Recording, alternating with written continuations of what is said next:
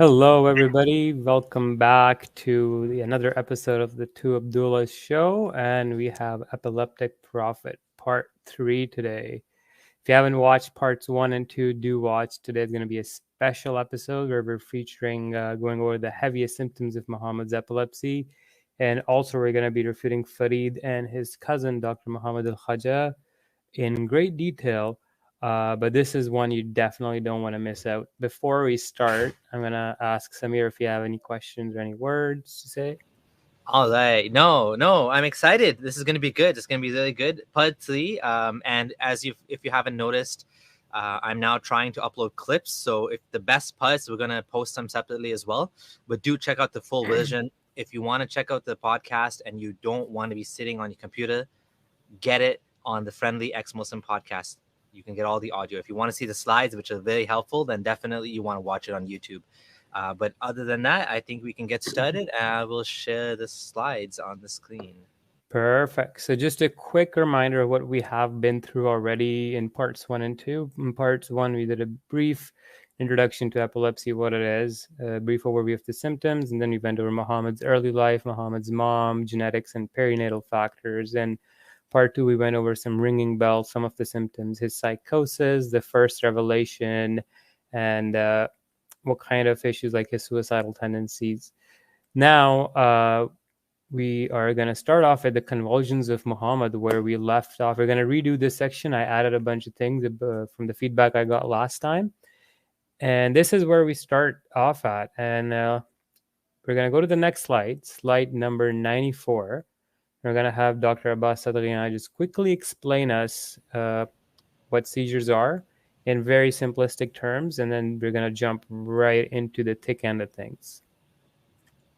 If you have one side of the brain causing the other side moving, you're going to have the grimace and shaking. And if it is the part complex, then it is going to, that you are going to feel life is coming out of you. Left temporal lobe, seizures, senses, hearing voices, smell, and taste. We call them olfactory hallucinations, which is the nose. And also, this condition in old times was called the illness of bad taste. So, in order for a person who lived 1,500 years ago to diagnose it, they would say that they taste, have bitter taste in their mouths. Does it give also a bad smell? Years ago to that, and bad smell. And the way that they used to overcome it was, and still is for the patient to use perfume, cologne, and also sweets. So he can get rid of the bad smell and get rid of the bad taste. And his favorite food was halwa. Oh, Muhammad. Mom. His favorite food was halwa and asal. Asal. Honey. Okay. All right. Now, every one of these that I get, I'm seeing, more. Yes. I'm getting closer. It looks like that this is beginning to make sense. All right. So we had a brief clip of Abbas Sadrian. Dr. Abbas explained to us what seizures can look like and some of the symptoms. Sometimes they come off as olfactory hallucinations. Some of them are bad smell, bad tastes. We come back to this later on in the presentation where we talk about Muhammad's issues too, where he was obsessed with perfume and sweet stuff as well. But now we're going to get into the biggest... yes, hopefully that this is going to be an interesting night to watch for sure. You will see some remarkable levels of ignorance exposed today, remarkable levels of shameless lying. And that's exactly what we're about to get into. All right.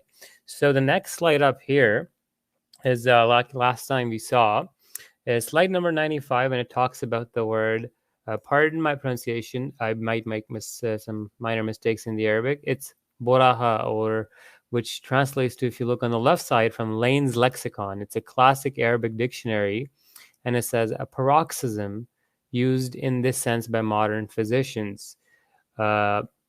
the distress of mind arising from oppression caused by inspiration of revelation, such as said to have affected the Prophet. What's ironic is this guy, he's giving Muhammad as the example for the definition in the dictionary. And he says, but most probably a paroxysm of that species of catalepsy, which physicians term ecstasy. Occurring in a tradition, you say of one suffering from fever when it is intense. The paroxysm or severe fit has befallen him. On the right side, just to give people an idea what the word paroxysm means, this is from Merriam-Webster, and it says that normally it's actually used quite a few times as a synonym for the word convulsion, and you can see how it's being given literally convulsed in the paroxysm of an epileptic seizure as an example in definition again. Now we're going to go to the next slide where we have another dictionary just to confirm that this is not me making this up. Is this one again also translates that in the bottom half you see as a fit or a paroxysm. What this is doing is affirming that I am not making this up. This is in the dictionary. This is precise terminology, and you'll see later on that there'll be 2 or 3 muftis and scholars who will affirm this translation as well. The next slide, though, we need to watch it. We did watch it last time. We're going to watch it again. The thing you need to pay attention to is that these are patients having seizures. Firstly, do not make fun of them. Do not mock them. This is for education purposes only and have been retrieved from the public domain. When you see these patients, you will see that they'll be trembling, shaking, they'll be stiffening, and they might start foaming from the mouth, but pay special attention to the sound, especially the sound, the type of breathing anomalies that you hear. And keep in mind the sound of the snorting camel. Again, a fair warning that these are graphic to watch. So if you do not want to watch it, you can turn away right now. But that aside, we will play these. Let me know if you want me to stop once we've played enough. Okay.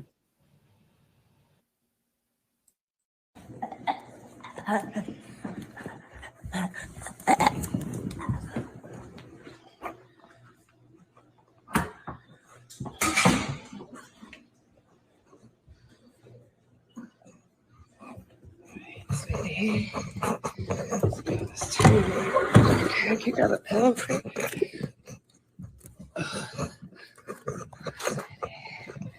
It's okay.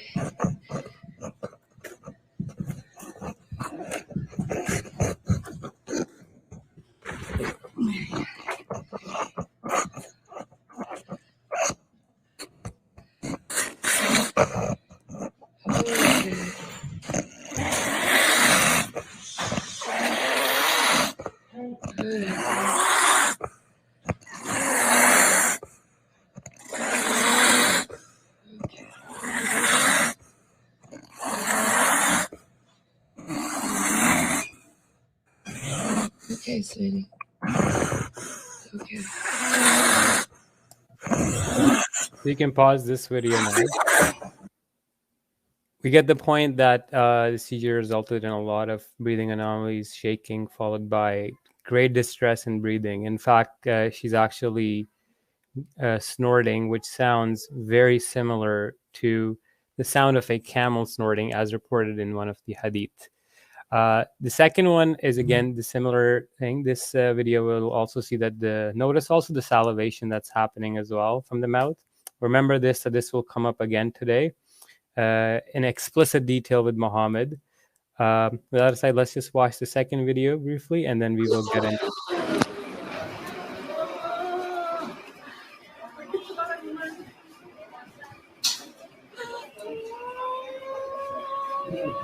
দেখি মা দেখি এটা তুমি দাও সেদিন দাও ডরমিকা মানো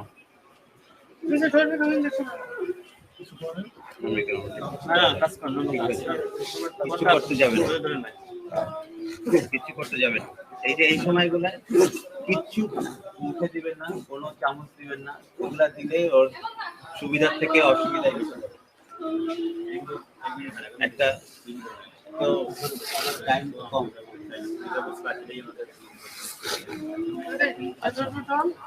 আর এই দাও ফসফিন 3 পানো 15 মিনিট 10 মিনিট থাকে 1 ভাগানো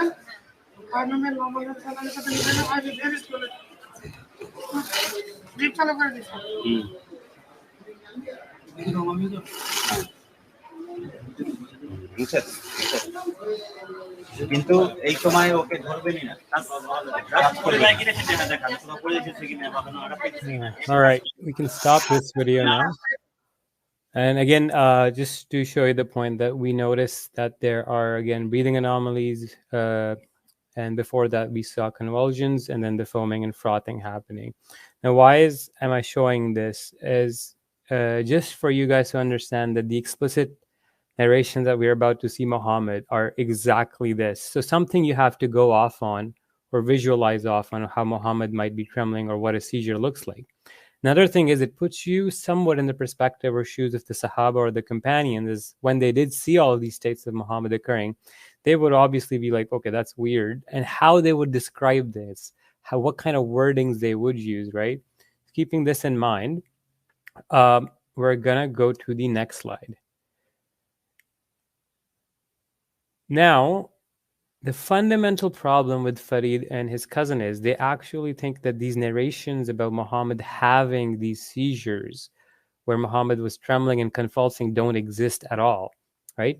So we're going to watch this clip where they're going to say that same thing, and then we're going to refute them and show you guys how clearly these guys are mistaken and are just completely unaware of the Islamic corpus and the literature present in their own books. Let's play this clip. Mr. Gondal says that the Prophet had temporal lobe epilepsy. And in temporal lobe epilepsy, yes, you can have focal to bilateral tonic-clonic seizures, so focal evolving to generalized seizures. But where are these seizures? Where are they? You said that the Prophet had postictal psychosis. Where is the ictal seizure? Where is it? All right. So they're saying, where is the seizure? Where is the ictal seizure? Where is the convulsion, the secondary generalization? Now, what he's trying to say is, what a secondary generalization is the seizure might start in a localized part of the brain, but then evolve and spread over to becoming a full-on grand mal kind of seizure, which has a motor component to it, i.e. convulsions or motor movements. And he's asking me, where is it? Because they legit think that these things don't exist. So now on next slide, you'll see a Muslim website tell them what it is. So I found this website. The link is in the bottom, as you can see. So we're going to start from the screenshot on the left. When the Prophet received revelation, he found it very hard. His blessed face would go pale. This is called pallor or flushing. Blood pressure drops and heart rate changes are very common during seizures, and that is what results. And it could go the other way, where his face may go red as well and start sweating. Now, as you see, Zayd bin Sabit narrates in that green box, I wrote down the revelation in the presence of the Prophet. When the revelation came, the messenger of Allah would shiver and shake. Like I said, what we just saw with those patients, he would shiver and shake, and sweat would come down from his temples, from the sides, right? And then he says he would come around slowly. So there's one thing you got to remember. He came back to himself slowly. Then he would say, I would write. And then he would write. And then he talks about that leg-breaking hadith. Now, from this extended narration, we find out that that wasn't miraculous at all. In fact, Muhammad had his leg on top of the guy, or some say next to him, and he started convulsing. And you can sometimes have stiffness, which can exert a downwards pressure and create the sensation of breaking. With that said, now we're moving on to the right side of the screen. You see Ahmad, Tabarani, Abu Nuaym narrate, and they say, O Messenger of Allah, do you feel when the revelation comes? And he gave the following answer. Yes, revelations comes to me, and I hear it like the ringing of a bell. And I shiver and shake severely. Then the shaking ends, and I remain calm. This is quite clearly a secondary generalization that is happening after the aura of the ringing bells, as we talked about at the end of part 2. And this is one of the objections of Farid's cousin, which is being answered here again. The revelation is so heavy that whenever it comes, I think I will die this time. Sensation of dying or having your soul seized is quite common because you can barely breathe and your muscles are stiffening during a seizure. It's quite a horrific event. Then the next one, he says, Bukhari, Muslim, and Abu Nuaym narrate the following from Ya'la ibn Umayyah. He said, when the Prophet received revelation once, I looked at him. I saw that he wheezed severely, and his eyes and temples went red.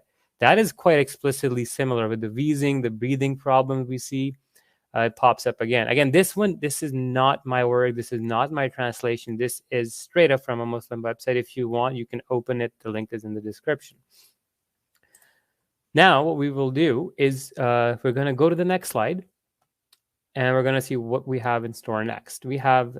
Can I just interject for 1 second? I was going to say one more thing I want to mention is keep in mind, this is something that Bud Ehrman has mentioned as well. It's kind of counterintuitive. When you want to know something, when you're trying to find the truth about something, especially a myth, and especially about a man that's revered and, you know, almost worshipped by millions of people, then what you need to do is you need to look and see whether the statements that are being made are something that the followers would have done in order to prove a theological point. And when you have things which are not being used to prove a point, then you can be a little bit more certain that these actually are true. So what I'm trying to say, there's no benefit to the Muslim scholars and the imams and the companions and all of the people that collaborated to give us this hadith for them to make up these things. There's zero benefit to say he sounded like a camel and spit was coming out, he was wheezing, you know, he almost fainted. None of these things have any benefit other than if they truly believe that this was important to narrate, this was a sign of his real revelation, so they narrated it. So I just want to make that one point. In their ignorance, they preserved his symptoms of epilepsy, thinking it's the burden of revelation. All right. So now we're going to get into the thick end of things. Slide number 100. Zayd bin Sabit narrated that I used to write down the revelation. When the revelation descended upon him, he would be seized by severe trembling convulsions and severe sweating like pearls. This has been graded as authentic. We're going to go to the next slide. We're going to go through this a little bit faster this time because we have covered this a little bit before as well. Now, here we see Khasais al-Kubra by Suyuti on the left in the Arabic, and you see the same phrase again, and on the top right part, you see an Urdu scholar translating it, and we'll get to his name in a little bit. But just to show you that this is not my translations, these are actual scholars. And I'm going to read this in Urdu. He says, Hazrat Zaid se riwayat hai, इन्होंने फरमाया कि जब नबी करीम सल्लल्लाहु अलैहि वसल्लम की वही लिखा करता था, जब आप पर वही नाजिल होती तो आपको शदीद लर्जा लाहिक हो जाता और आबदार मोती की मानंद पसीना आ जाता. फिर जब ये कैफियत रफा हो जाती तो नबी करीम वही लिखवाते. Basically, the translation is that I used to write the revelation for Muhammad when the wahi, the revelation, was descending upon him. And this is explicit. In the Urdu language, there is very few words. And this is the most explicit synonymous way of describing an epileptic seizure. Shadid larza lahik ho jata. The word larza is literally the word for convulsions. If you want to look it up, you can back translate it. It's almost synonymous with calling somebody epileptic.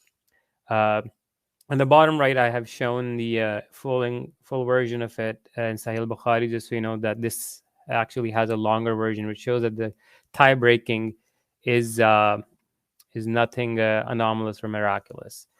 Now, once we have established that, we're going to go and find out who is doing these translations, like which is this scholar, like who wrote this about Muhammad, right? So we go to the next slide. Exactly, as you can see, the Urdu speaker, he can confirm here, it is the most, like if anybody would say, oh, what, describe an epileptic seizure, the go-to word would be that he was having larza or like. All right, now we're going to find out who is doing the translation. So we have Khasais al-Kubra, it's the same one. But on the right side, if you see in the middle, I have actually put the main intro page of the book, which gives the name of the person doing the translations. So this original book was written by Suyuti way back, I think, 16th, 15th century. And then this is being translated by Maulana Muhammad Abdul Ahad Qadri, and it has been proofread by Muhammad Farooq Siddiqui, right? And they have used the word larza, where it says, Zayd bin Sabit narrated that I used to write down the revelation of the Prophet. When the revelation descended upon him, he would be seized by severe trembling, convulsions, and sweating like pearls. And this has been graded as Sahih. It's from Tabrani.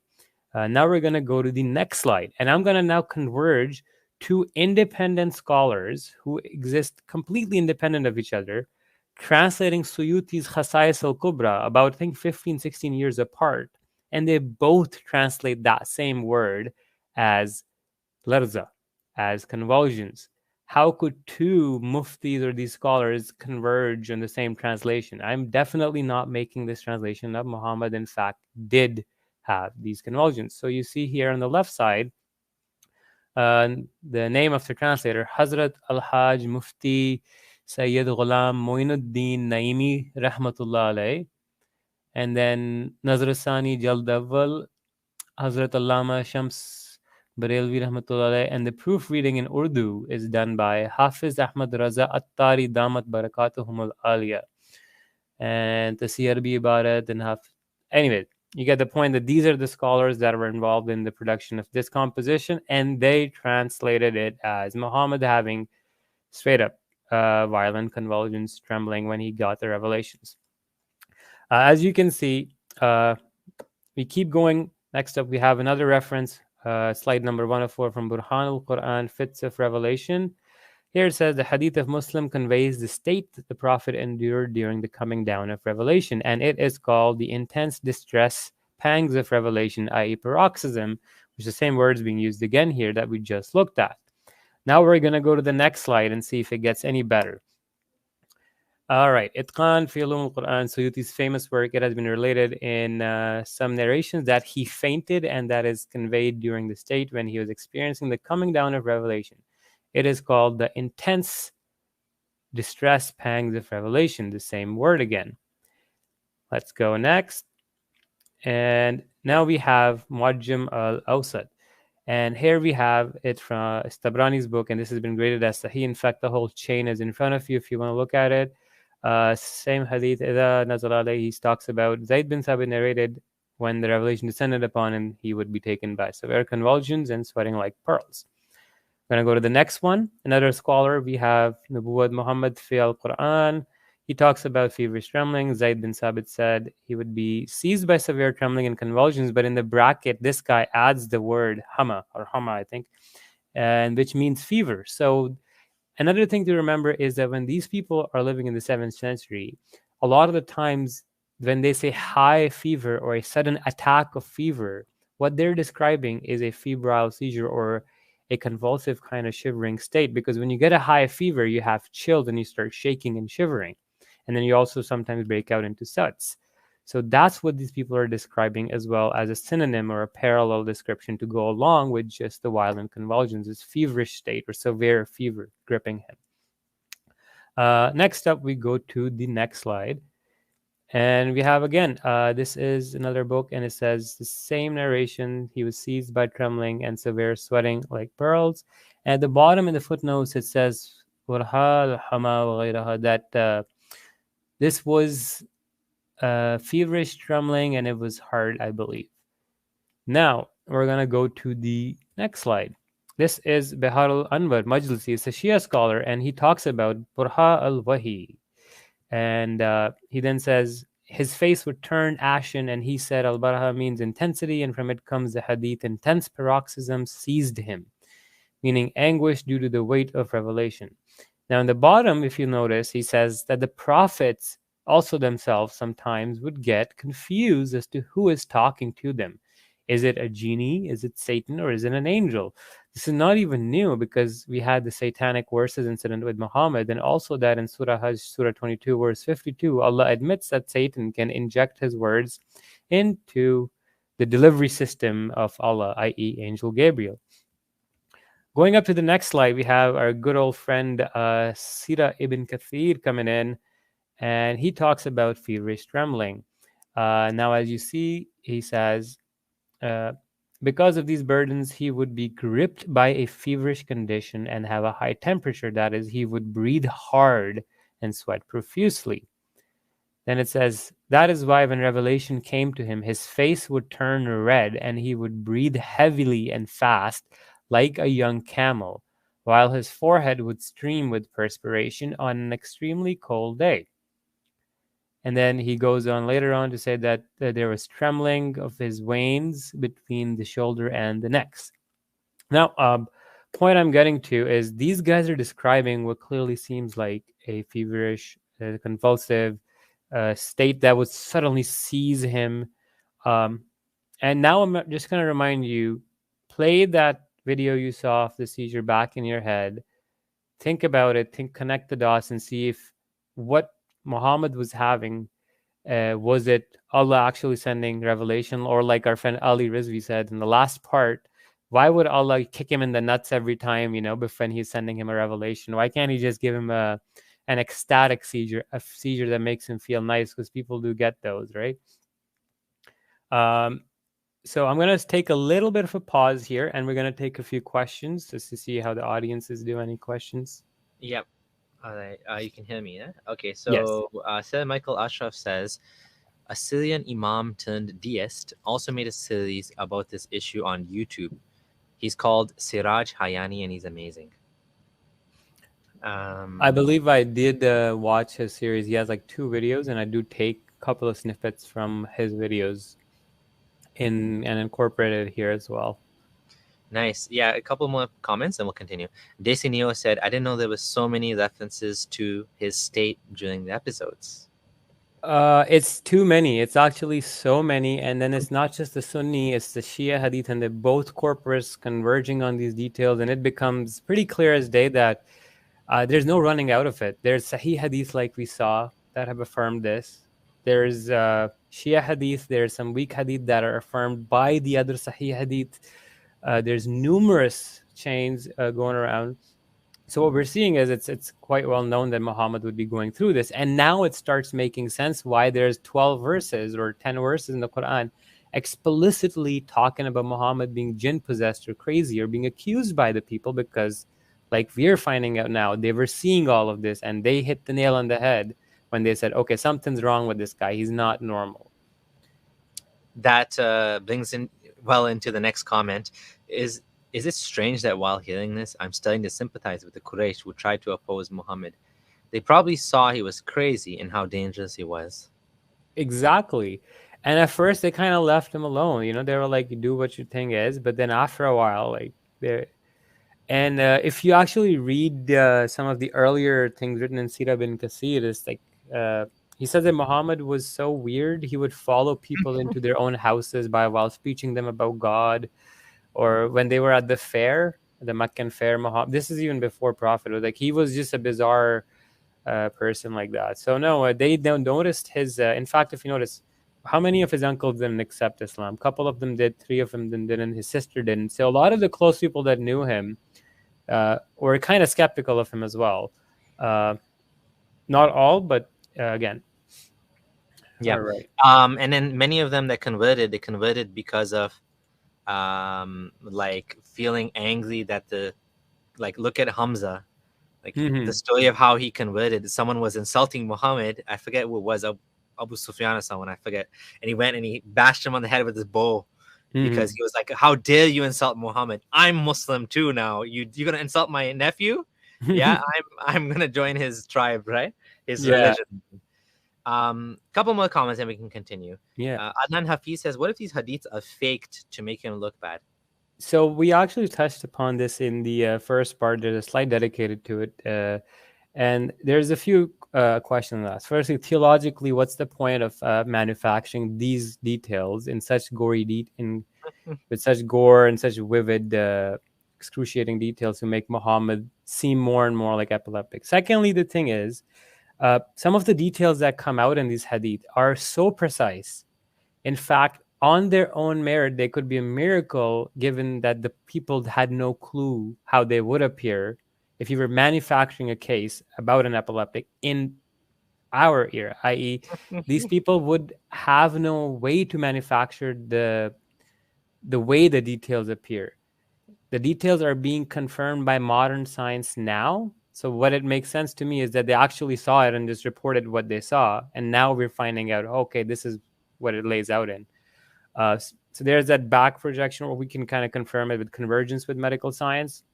The theological aspect, I don't feel if it was like a one-off or a few hadith, they were like this. But when you see a multitude, I would say definitely not. Okay. But we so definitely one last- talked about this in more detail for the authenticity. There was a whole slide. I actually just want to show it to him quickly. I'll just find the slide I was number. gonna say, don't forget, it's also the Shia and the Sunni sources both the same Mhm. similarly, which makes it even less likely that this was fabricated, Yeah, considering they both have opposing theologies. Not perfect. completely opposing, but So it's actually slide number 4. oh, I can't see you. Oh, you want me to jump to slide number 4? You said. Perfect. Yeah, just to show Oh it yeah, quickly sure. for 1 people, second. just a refresher. Yeah. Scroll back. Slide number 4. Present. Okay, here we go. Perfect. Yeah, so this is a little bit of like a write-up I had. We talked about this in detail, so I'm going to quickly go over this. So there's going to be the corpus itself, i.e. the Islamic corpus, Sahih and Mutawatir. If they affirm it, then the convergence of two corpuses, and the corroboration where Sahih hadith are confirming weak hadith are too numerous, and they're confirming each other. Then there's scholarly subjectivity. Like, one scholar says this is Hassan, one is saying this is Daif, one is saying this is Sahih, one is saying this is Daif, right? And then you'll see that. So we'll take that into account. And then the last point that I was talking about was scientific affirmation. How can 7th century Arabs know detailed symptoms of epilepsy that we just discovered in 1970? It's impossible. The only way that makes sense is they actually saw the thing come up in front of them and they described it, and that's how we know about it.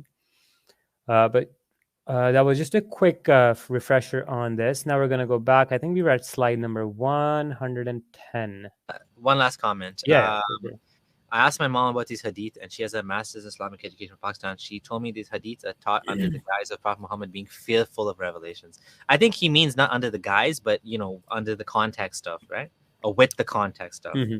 The fear and emotional upheaval, in fact, if you do notice, comes up again and again with the seizures, because there's people do get. If I have some patient videos coming up in the second half of this presentation, where we'll have people experiencing the seizure and their own feeling of intense fear, intense adrenaline come up, and how they describe it. And it was like the most inexplicable. There you go. Fear that they had ever experienced in their life. Okay, I lost the slide we were on. I don't know what slide we're on. 110. Okay, thanks. We're 111. Perfect. So, 111? Okay. Right on. So now we're back to it. We have Hashia Qununi, and this is again talking about severe fits of revelation. It says, from the intense distress pangs of revelation, and burha is with them. It means the intensity of the revelation. Right on. Next up, we go to Tafsir and Shinqiti. I think this is a pretty famous scholar. And this one just gives it to us straight. He says, when the revelation came to him, he was gripped by severe trembling and convulsions, and would go red as though it had gilded him in deep color. Now, a lot of times when you have a seizure, what starts happening is your autonomous nervous system gets activated, i.e. your breathing, your heart rate, your perspiration, those kind of things, right? So when your heart rate goes up, there's vasodilation that might happen. You have flushing in your face, or your face goes red. You start sweating. There's something called ictal hyperthermia that could happen as well. But these are some things we will get into. We have separate sections dedicated later on. But just to show you that they're occurring together. Now, next slide, we have Kitab al-Maghazi. And this is one of the earliest books we know. Translated by Rizvi Faizar, Amal Ismail, Abdul Qadir Tayyib. And these guys are actually scholars as well. All right. And what does it say? Go ahead, and I'll comment after you. A convulsion seized him until we thought that he had a revelation about it. He regained his composure, and sweat dripped from his brow like pearls. And then he goes on. And as we see again, this is another early source talking about Muhammad having convulsions. Now, when we go to the next slide, let's see what we have next. Now, we have another scholar of Islam. He's not a Muslim scholar. He's a secular scholar. Name is Daniel Peterson, and he wrote a book about Muhammad, the Prophet of God. And how does he describe it? The angel Gabriel is specifically identified as having delivered the Quran to Muhammad. Frequently, when revelation came to him, he would undergo violent trembling, seeming attacks of fever, and severe chills. He suffered great pain, sometimes feeling as if he had been struck with a severe blow, heard loud noises, and even on very cold days sweat profusely. The descriptions given in Quran 73:1 and 74:1 of his wrapping up in a mantle may refer to a preparation to receive divine revelation in the manner of the old Arabian kahins. His enemies repeatedly accused him of being possessed, Majnun, a soothsayer kahin, or a magician sahir. Very interesting the way he writes it, and he gives quite a good brief description of it. But again, I'm just telling you this one, that this is from secular sources affirming it too. So we have a few different lines. We have the Sunni line, we have the Shia line, we have the secular line. All right. Now we're going to go to the next slide number 115. The Mansur seized by trembling. This is a Surah Duha, I believe. The Surah Tafsir. This is going to be a repeating one. This is actually a very famous narration, occurs over and over again in so many tafsirs. I was just flabbergasted when I found it. It says that Prophet came with his beard trembling, that whenever the revelation descended upon him, he was seized by trembling. These are explicit words. Akhastuhu means seized. Ra'da means thunder, trembling. Pretty explicit. This has a few variants as well, this hadith. So let's go. I couldn't help but laugh after you saying all the different lines. We have Farid line too. We have secular line. We have the Sufi Shia. We have the Farid line. The Farid line is just I don't know. This doesn't exist. All right. Now we have another reference. Hashia Muhyiddin Sheikh seized by trembling every time he heard the voice of the angel and looked upon him. He was gripped by tremors and fever. So this is interesting. Yeah, I literally adds the word. The yellow part you see in the sentence is he was gripped by tremors, and the red word I've highlighted is walhama, which means fever. So pretty interesting that he also put the trembling next to the fever. So which it reminds us again that when they use fever or severe fever, they might be referring to severe trembling as well. Let's go to the next slide. And now we have another guy. Now this is Hashia Sabi of Tafsir al-Jalalain, and again Surah Duha, same kind of thing. But this one now has a variant wording. Listen to this one. It says, إِذَا نَزَلَ عَلَيْهِ إِسْتَقْبِلْتُهُ الرَّعْدَ. So this is changed from أَخَذْتُهُ, being seized by it, to greeted or overtaken or overwhelmed by trembling, this one. Now we're going to go to the next slide and see what. Okay, hold on. You went too fast here. What did you just read? So I read Hashia Savi and I read the highlighted part. And this is a variant of the previous one where the word was akhastuhu ra'da, or akhastuhu is seized from khuzuhu fa'ullu in the Quran as well. And this one is istaqbiltuhu. So this is Duha foil? Yeah. So this is the tafsir of Surah Duha. Okay. That's what I was trying to get at. Okay, so this is okay. And Hashia Sabi is the name of the tafsir. This is the Hashia, so it's like the what do you call it? Footnotes or notes on the tafsir of Jalalain. Yeah. And what does that mean? What he's saying? So he's saying that they're talking about the coming down of revelation, and in the tafsir of Surah Duha, this keeps repeating that when he would get the revelation, he would have his beard tremble and him having convulsions. Okay. And this repeats in a few variants. So Surah Duha says, your Lord has not taken leave of you, nor has he detested you, right? Or he hasn't basically abandoned you. So the tafsir for this verse, probably this verse, not the next one, because the next one's about the hereafter, is better than this life. In the tafsir of this verse, it's explaining like this is what he was suffering through, and that's the connecting this to the revelation of the Quran in Surah Duha. Okay, got it. Yeah. Right. And now we have another one. This is Ibn Adil, Bab fi Ulum al-Quran. And this one talks about, I believe, this is about Surah Muzammil, al-Ayat 1-4. He heard the voice of the angel and looked upon him. He was gripped by trembling. So this is pretty clearly seizing, and he's seeing an angel. He's being gripped by trembling. Pretty self-explanatory. And then the next slide is the same guy as the tafsir, just he repeats the same narration again. Whenever the revelation descended upon him, this is astaqbiltuhu rad. So this is another mufassir, a different guy repeating that same narration again. Now we're gonna go to the next hadith, and it's kind of becomes actually after a while, it's like holy shit! Like there's so many references. How did we not know this? Did he not know this? Like, come on. So right now we are at Qiyab. I'm not going to try to pronounce the name. It's translated. This one is the Prophet came with his beard trembling, and whenever the revelation came, he would be seized by trembling. So again, another one affirming that his beard was trembling too. Now, this is an interesting detail, which we discussed last time too a little bit, is this might be alluding to when you start shivering, right? If you have a big beard, it'll start shivering too. And in some of the variants of this hadith, the words have been translated as his jawbone was trembling rather than his beard trembling. So that gives me the idea that his teeth were actually clattering. We'll get to that in the next section, actually. We'll go to the next slide, and we have Kitab al-Maghazi again. And again, one of the earlier sources.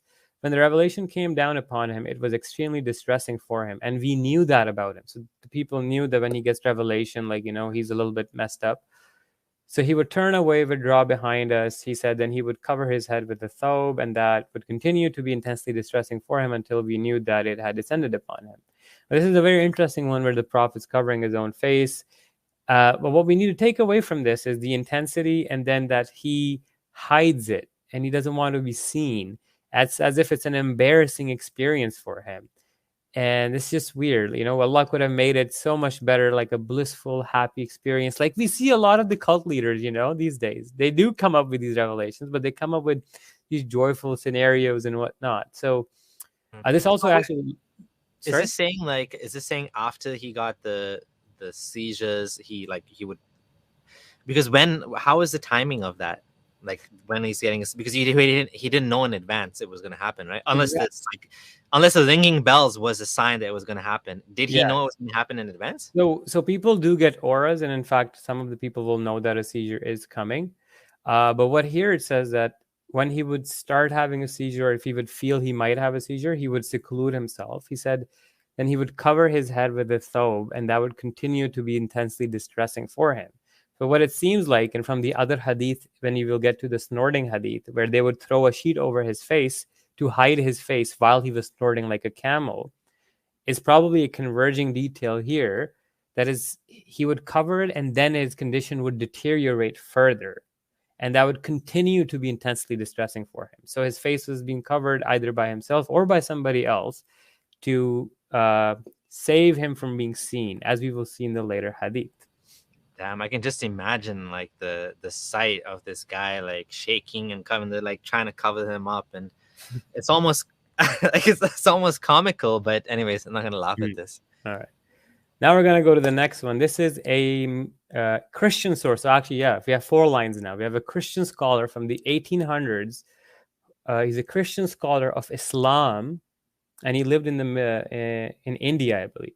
His name is Carl Fander. And he wrote a book, Mizanul Haq, in Arabic, and the translations in Urdu. And I'm just going to focus on the right side.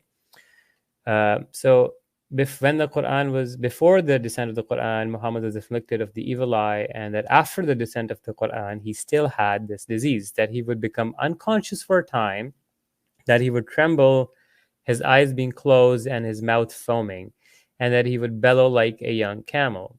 Again, in the same book, it is written upon the authority of Aisha, when Gabriel descended, he would become exceedingly oppressed, sweat ran off his brow, his eyes became wild, and sometimes he would bellow like a young camel. And also upon the authority of Zayd, at the same time when a revelation descended upon him, he became as one in great agony, and then losing his senses, and he became as one intoxicated. Abu Huraira says, while the revelation was descending to him, none of us could look upon him because his mouth foamed, his eyes closed, and sometimes he would cry like a young camel.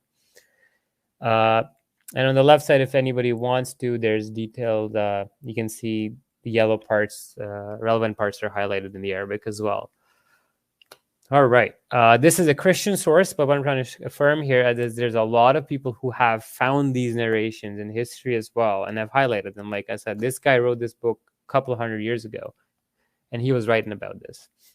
Now, next up, we have another hadith from Tabarani, Muajjam al-Qabis, one says, Wakana yashtaddu nafsahu, so that used to shake him severely when the revelation came to him, and he would sweat intense sweat like pearls, and its transmitters are reliable. Next, we go to another hadith. This is Sirat Halabiyah, and the left is the Arabic, and the right is the Urdu translation.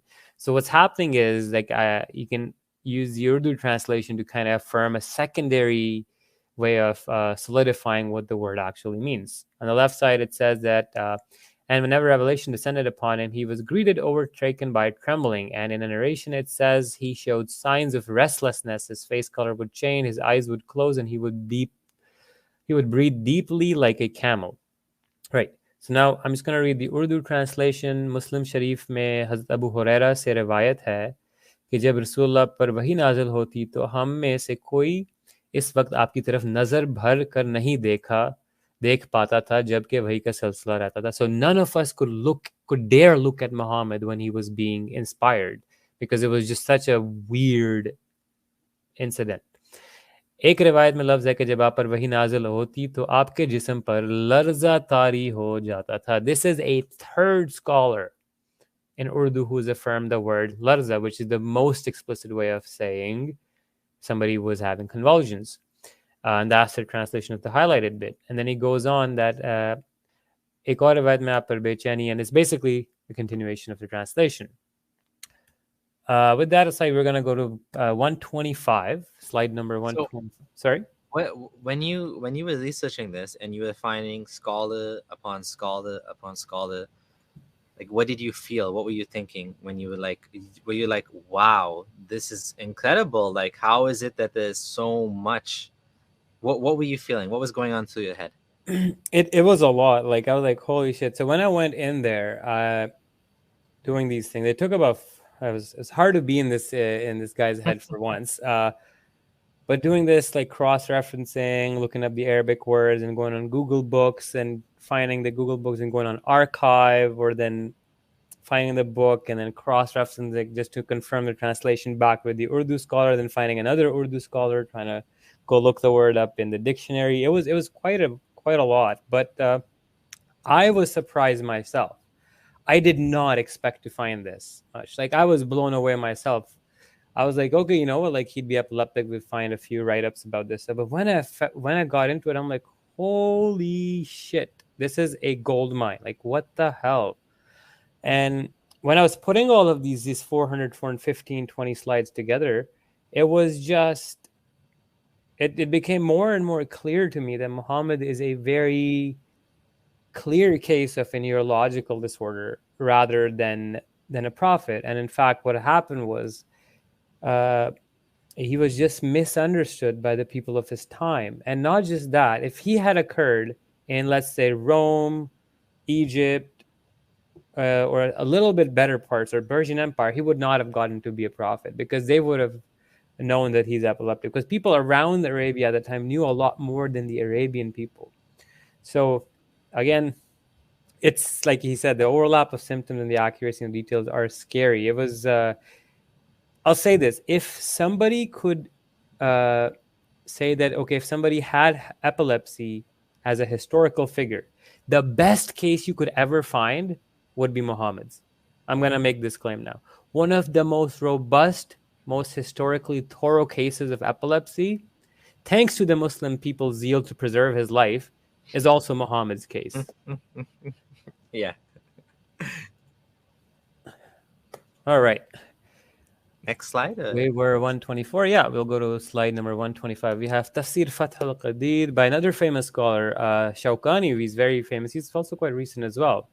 He narrates the same thing in Surah Muzammil. He heard the voice of the angel and looked upon him, and he was gripped by trembling. Then he ran to his wife saying, Zammiluni, Dathiruni, cover me, cover me. Next up, we have Tafsir al-Munir. And this one, again, repeats that narration twice. He heard the voice of the angel and looked upon him, and he was gripped by trembling. Now, one thing I want to tell you is a lot of these narrations are being repeated, but the point I'm repeating it from different books is to showcase that how many different scholars taught to write this about Muhammad and put this again and again in their books. And this adds to the authenticity in a way of the narration as well. Now we go to 127, Tafsir al-Alusi. I believe this one is a Shia narration, Shia tafsir, not 100% sure, but I think so. This one says the Prophet came with his beard trembling, and whenever the revelation came, he would be seized by trembling. All right, أخذته الرأد. So it's another variant. So that's تقبلته الرأد, أخذته الرأد. Then we have the next slide, Tafsir Fatah Bayan by Siddiq Hassan Khan, and this is 1307 Hijri. So this is pretty recent too. And in this one, he says again, he heard the voice of the angel and looked upon him, and he was gripped by trembling. Now, next one is a famous guy, Tafsir al-Qurtubi. It's a fan favorite of the Salafi boys. Even he repeats this hadith in Surah Muzammil. He heard the voice of the angel, looked upon him, he was gripped by it, trembling. Then another next up is again Tafsir al-Qurtubi, but this is the other narration. Now, this is the same scholar, but a different, where he says, the Prophet came with his beard trembling, and whenever the revelation came, he would be greeted, overtaken by trembling. All right. And next, another one, we have Bidaya wa Nihaya bin Kathir, or Tarikh bin Kathir, if you want to call it in Urdu. And in Urdu, basically, it says that at the time of the revelation, his face turning pale and a trembling on his blessed body from his neck to his jaw is explained via this statement. They're talking about that the Prophet's muscles from his neck all the way upar ke dhar tak, so upper jaw part, and the trembling of his body is explained via this statement. And they're talking above before, Inna sanulki alayka qawlan saqila. It's a verse of the Quran they're trying to explain here. Now, on slide 132, we have Life of Muhammad.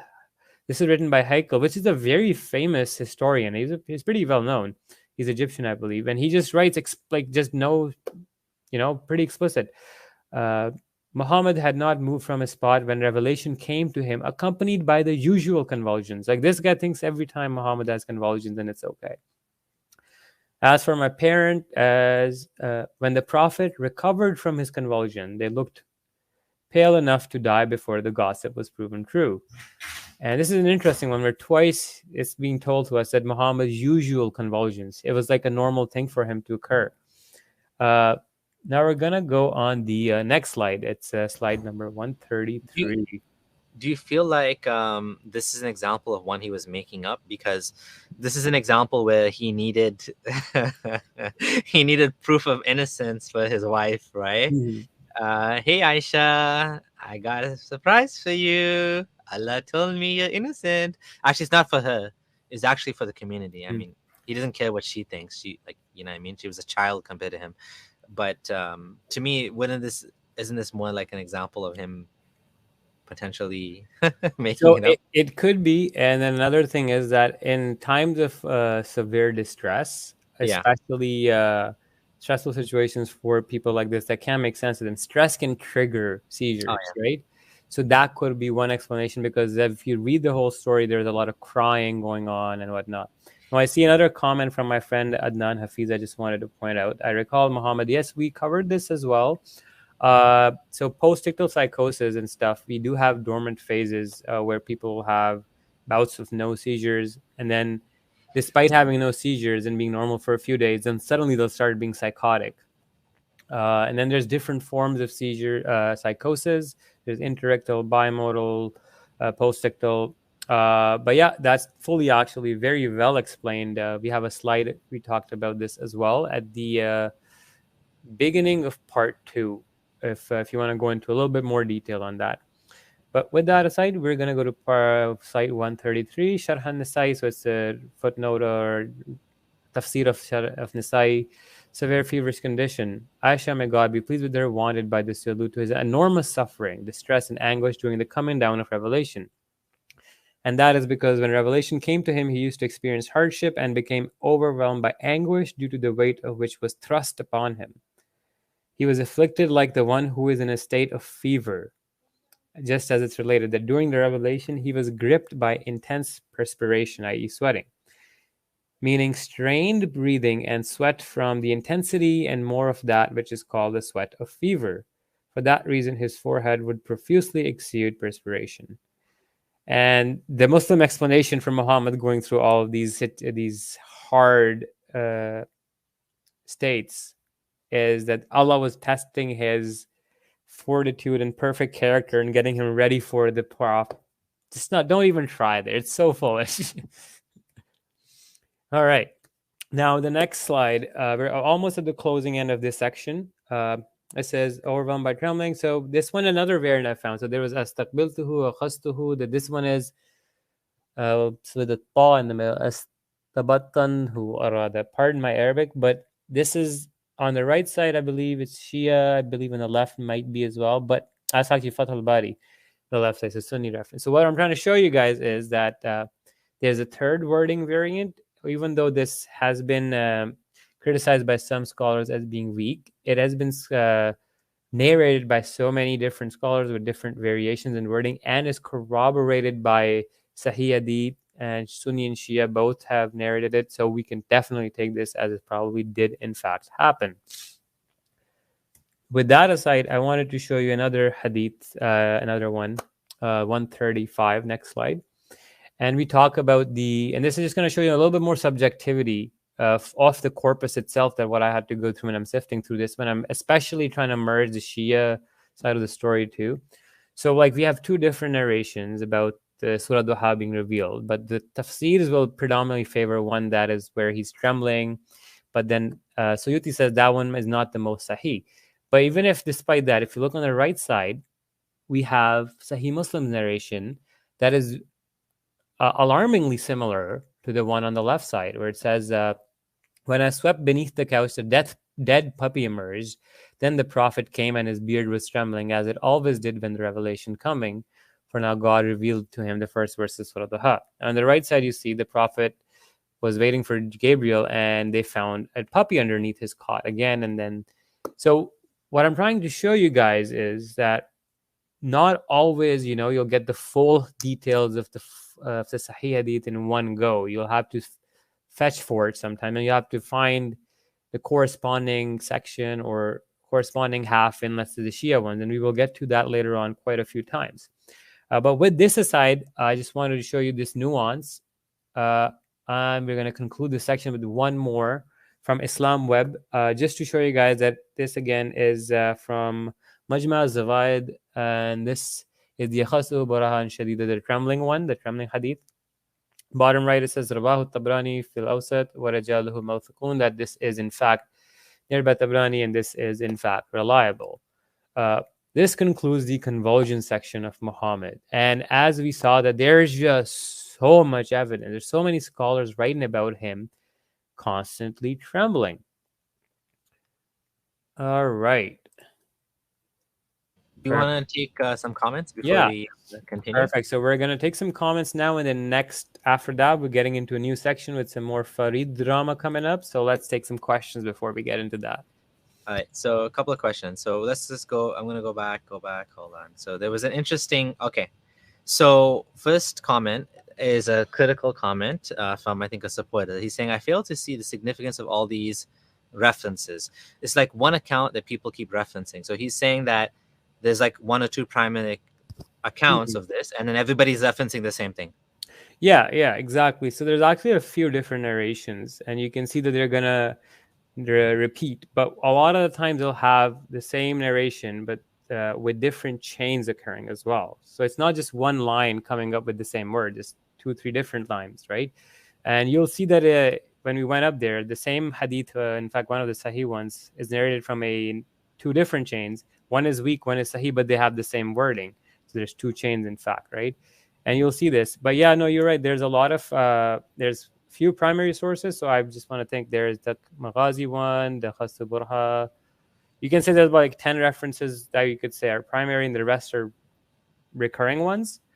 Are you including the hadith as well? So yeah, there's hadith, okay, sira, and the tafsir, but the tafsir are referencing the hadith, right? Yes. Yeah. Yes. So the point of adding to this is, why are these scholars then keep referencing the same again and again? Again, is because they actually either believe it to be true, or that is what happened, right? So So yeah, I was gonna say the reason why we are using also tafsir and scholarly interpretations is we don't want to strawman the religion.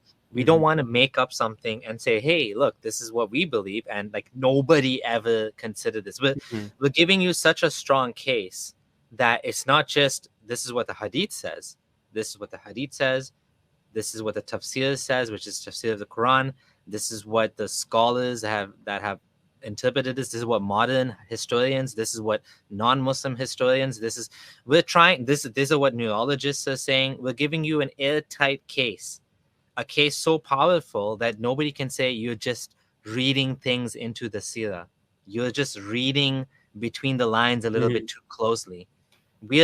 That is the reason for referencing not just primary sources, because that would be easy. Like, okay, and you do find people that do these things where they'll quote certain hadith and they'll come up with a conclusion that doesn't make any sense, that no Muslim believes in. Yeah. I mean, I'm not saying Muslims believe in the Prophet had epilepsy, but they do believe in these accounts. And so we're trying to kind of bring some weight. Do you agree with what I'm saying there? Yeah. So essentially, like, we're bringing in the Sunni side of things, and we're bringing the Shia primary, secondary, Sunni primary, secondary. We're bringing some secular scholars. We're bringing Christian scholars that recorded this. So we have a few different lines, and it gives you a bigger, broader perspective and a bigger picture as to what the permeation of this kind of material, or what level was this discussed by the scholar. Like, is it just me discovering this one narration that was not known by any scholar for 1500 years, and Gondal came out with this amazing? This is not what's happening, right? Happening is people have known about it. It's just in what context historically they came up and whatnot. And the way, when we progress further, you'll actually know that there's a lot more primary sources that then start diverging from each other, and then they reconverge. So we're actually only on slide 136. We have 415. So we only have one more hour to go. So let's, any other questions? Yeah, quickly. A couple of people said this. This guy said it first. Lakim Nak. Is it possible for Gondal to make a paper that can be peer reviewed and published into a scientific journal? Yes. So this is actually a thing in progress as well. So firstly, I have some people working with me on that. After this series is done, we're going to get together and do that. Then we also have to get a paper from Dr. Hassan Aziz, redacted, that he wrote about the epilepsy Muhammad, which I will refute at the end of the series. And it commits 3 to 4 critical flaws, which when pointed out, the journal will be like, okay, this is a hit on the credibility of the journal. We'll have to take it down. That will happen after the end of the thing. And I mean, I might try to contact Dr. Abbas, Dr. Dedekur could see if they want to do a collab, but maybe do another collab with Brother Rashid, see something comes out of it. But yeah, definitely is a thing that we can definitely think about writing a paper for sure. Right. What is the life expectancy of one with epilepsy? How did he live so long if he had it? It depends and varies, like what intensity. We can't speculate these things. We don't know what was causing his epilepsy. Was it a tumor? Was it sclerosis? Was it encephalitis? Was it a childhood lesion? What was it, right? So we can't know. If it was a tumor, he'd be dead in a year. If it was something else, could be a bunch of things. Epileptic people can end up living very long, because we have cases that we will get to in the latter half. So just want to let people know that people who have the question, how did Muhammad create the Quran if he was epileptic? How did he live so long? How can epileptics do this? How can people having seizures create this, be smart, be this? All of this is addressed in a specific special section that brings you contemporary historical cases of people proven diagnoses by doctors of their time as well as posthumous. And then we discuss their similarities and how their lived experiences were. And despite of their shortcomings, they were able to create these amazing works of literature, which literally, I'm going to say it right now, Dostoevsky, Lord Byron, Lord Tennyson, Gustave Flaubert, Machado de Assis, these are people that if they didn't exist, half of your literature in the world wouldn't exist. A lot of literature stands on the foundations of these people, right? Yeah. 2 more comments, and then we can just... Yeah, for sure. Ramrana, thank you for the $5 super chat. Isn't it the biggest irony that document the epilepsy in the 7th century is probably the only real scientific miracle in the Quran? That's actually hilarious, yeah. And this one, maybe it'd be good just where did it go? Oh yeah, it'd be good to kind of talk about this. Maheen says, I have epilepsy and I haven't had those symptoms. Like Yeah. I guess she means ringing bells or auras or foaming from the mouth. Maheen, I don't know if you saw the video, but you want to comment on this? Yeah, so in part one, we discussed that there are different types of epilepsy. You can have temporal lobe epilepsy, occipital lobe, you can have complex partial, petit mal, simple partial, you can have generalized, you can have just absence seizures. So there's so many different types of forms as it could come out as that it might not overlap. It might be a completely different form of epilepsy. Do check out part one. We discussed this in a decent amount of detail. And we actually do go over different types of seizures: tonic, clonic, atonic, and all different forms. And again, one thing you have to remember that not all the seizure symptoms are going to manifest at the same time, because you might have one type of seizure and have, let's say, a generalized seizure and you start foaming at the mouth and convulsing. But then you can also have, let's say, a petit mal seizure where you just blanked out or were zoned out for a few minutes and you didn't have a generalization after that, right? So you can have distinct seizures that are separate from each other that don't overlap at times. But this is just a very simplistic explanation. But you can look into it. There's a lot of different types. Yeah, which is why we are referencing not just this Islamic scholars, but neurologists, doctors. We had Dr. Ali Rizvi, who said, yeah, like the ringing bells and things like this is a slam dunk case. Like, I mean, he's not diagnosing it because you can't diagnose per se someone that's dead, but you can, have a high probability, case. Okay, so last one, Thomas. Ivory, thank you for your, I think, Malaysian 15 incredible work. I look forward to seeing how others perceive this. And that is the last comment we're going to take for now. And we will get back to the slides. Unless anything else you want to add? No, thank you so much for the donation and I appreciate the nice comments. It's going pretty nice. We're going to get to some more juicy bits now, more FARID action. So clattering teeth. This is an automatism that can occur, especially when the seizures start spreading where people have grinding or rhythmic movements. But we'll get to it now. Let's start off with the next slide number 138, and see what FARID has to say. Ooh, okay. Let me just play that. Thanks for clearing that up. Let's carry on, please. So let's go to the next point. You see, when the revelation came to the Messenger of Allah, one could hear what sounded like the drone of bees before his face.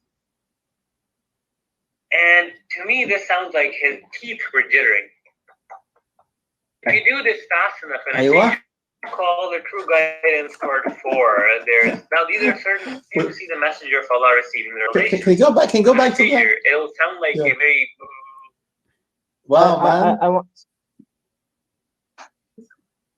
That's probably what it is, but it's bizarre on its own. So what the issue here is that we don't find anything in the report mentioning anything about teeth or the jittering of the teeth, and yet he interprets the report that has nothing to do with that.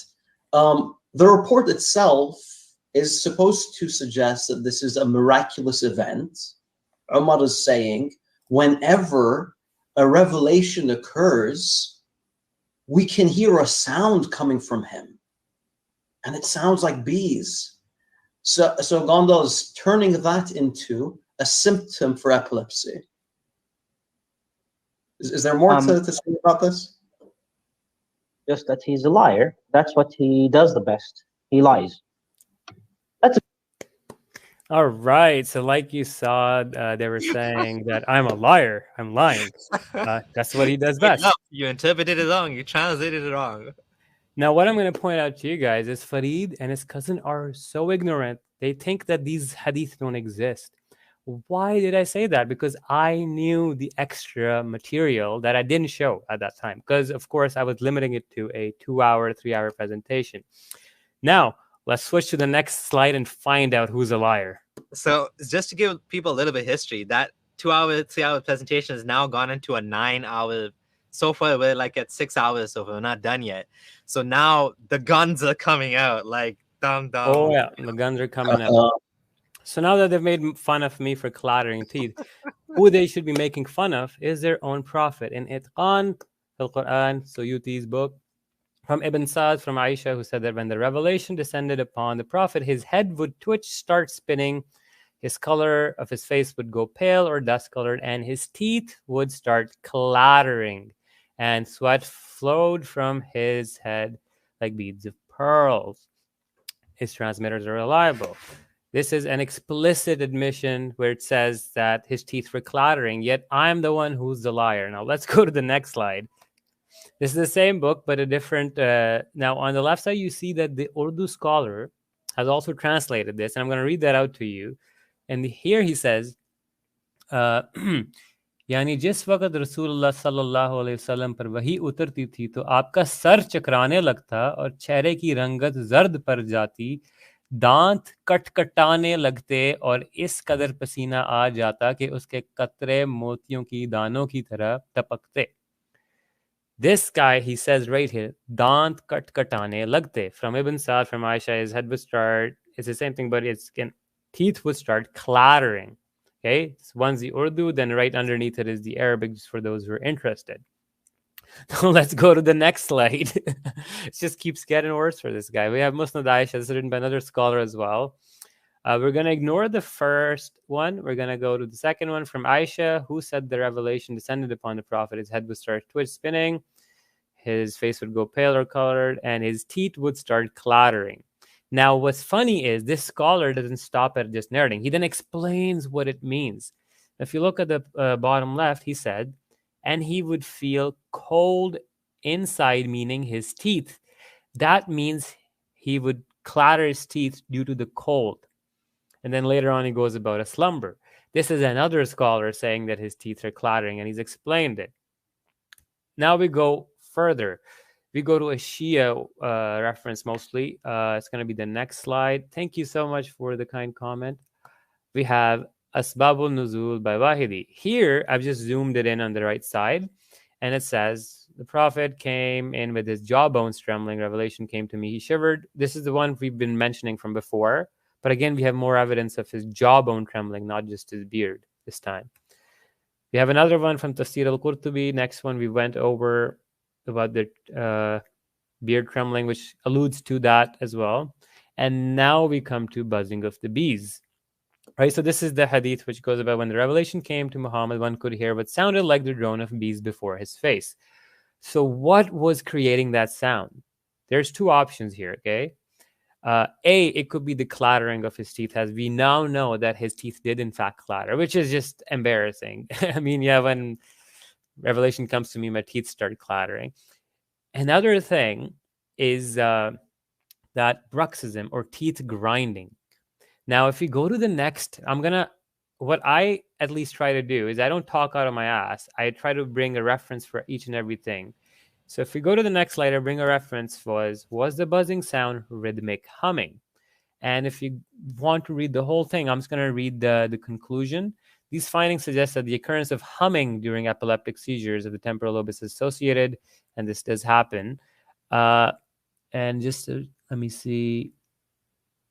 Humming is a rare automatism occurring in partial seizures that has received little attention, right? So this is one speculative answer that could explain what that sound was.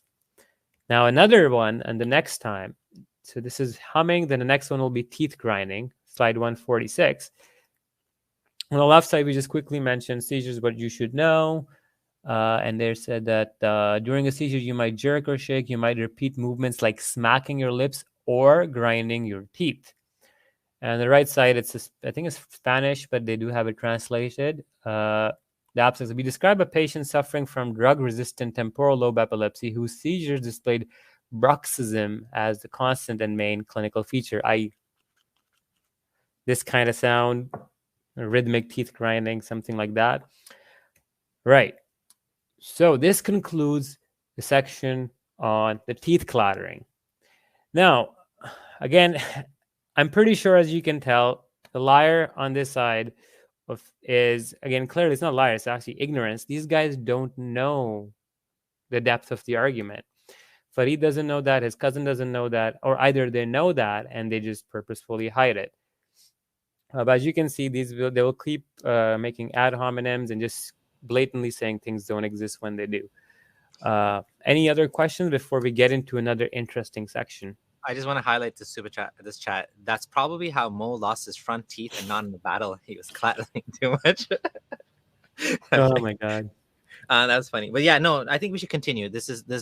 We'll do another break soon. But Yeah, perfect. Keep going. I know. So now fainting. So syncope or fainting is a very common occurrence with seizures. You may lose consciousness in some types of seizures. You may not lose. So in partial or petit mal seizures, you generally don't, or less likely to lose consciousness. In generalized seizures with secondary generalizations, you're more likely to lose consciousness, right?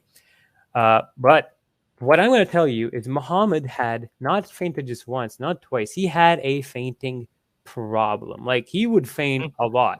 So I'm just going to give you before we start this section. This section runs from slide 147 all the way to 176.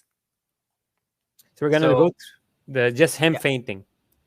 So this is perfectly normal. A guy that just keeps fainting all the time. Definitely prophet material. Like someone you should, the creator of the heavens and earth is talking to. No, I'm just kidding. But yeah, this is obviously a sign of, what would you say, poor mental health? Yeah. Something neurological. Something's wrong, right? Yeah. Yeah. All right. So this is one narration that talks about the stones Muhammad was carrying, and he fainted before prophethood with his eyes raised to the sky.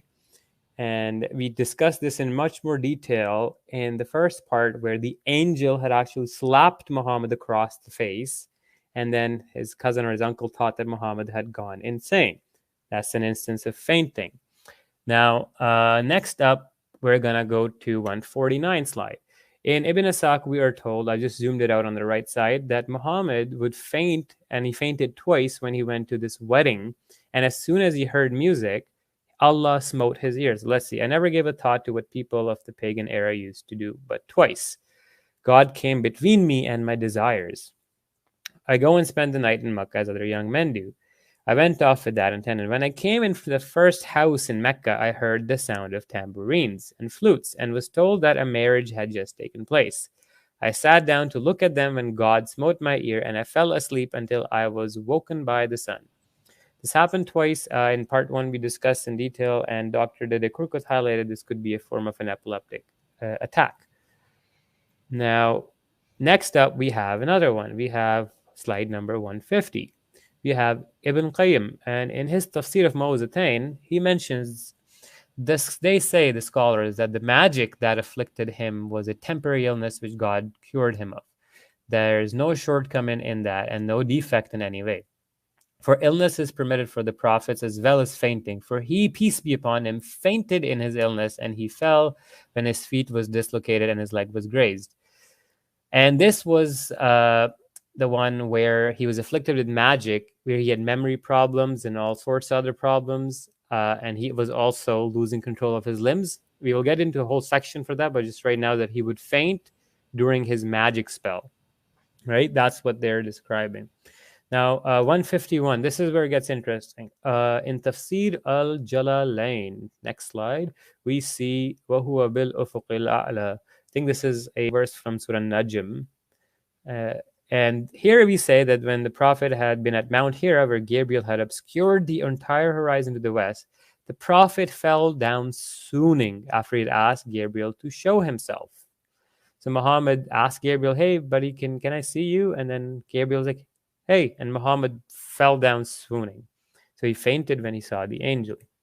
We go to slide 152 next, and this is interesting. This is from Khasais al-Kubra Suyuti, and on the right says, and from Tabrani, from Asma bint Umays, who said, whenever the revelation descended upon the Prophet, there would be a fainting upon him. Whenever the revelation came, he'd almost pass out. And from Ibn Sa'd, from Ikramah, who said that when the revelation dawned upon the Prophet, he would act for a while in the form of a drunkard. This is very specific. Why is he describing this? Is because when you have a seizure, a big seizure, it takes a little while to recover from it. And that means that by the time you come back, that little phase, you might be acting a little out of your senses. Now we're going to go to the next slide. Majma' az-Zawaid, fainting upon revelation. When the revelation descended upon him, he would be fainting and swooning. What's funny is the transmitters of this narration are reliable. It says it's got 2 chains, and one of them has a reliable chain, Sahih chain. Perfect. Now we get to slide number 154. He fainted during Surah Kawthar's revelation. One day Muhammad's sitting with his, and he dozed off. But if you actually look at the Arabic, it says that he kind of fainted, and then he suddenly woke up smiling, and then he said, a surah has just been revealed to me, right? So he was sitting amongst his things, and he suddenly just dozed off.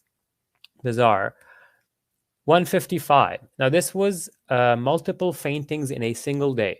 This was closer to his end of his life, but as you see, he fainted, got up, fainted, got up, fainted, got up, fainted, got up.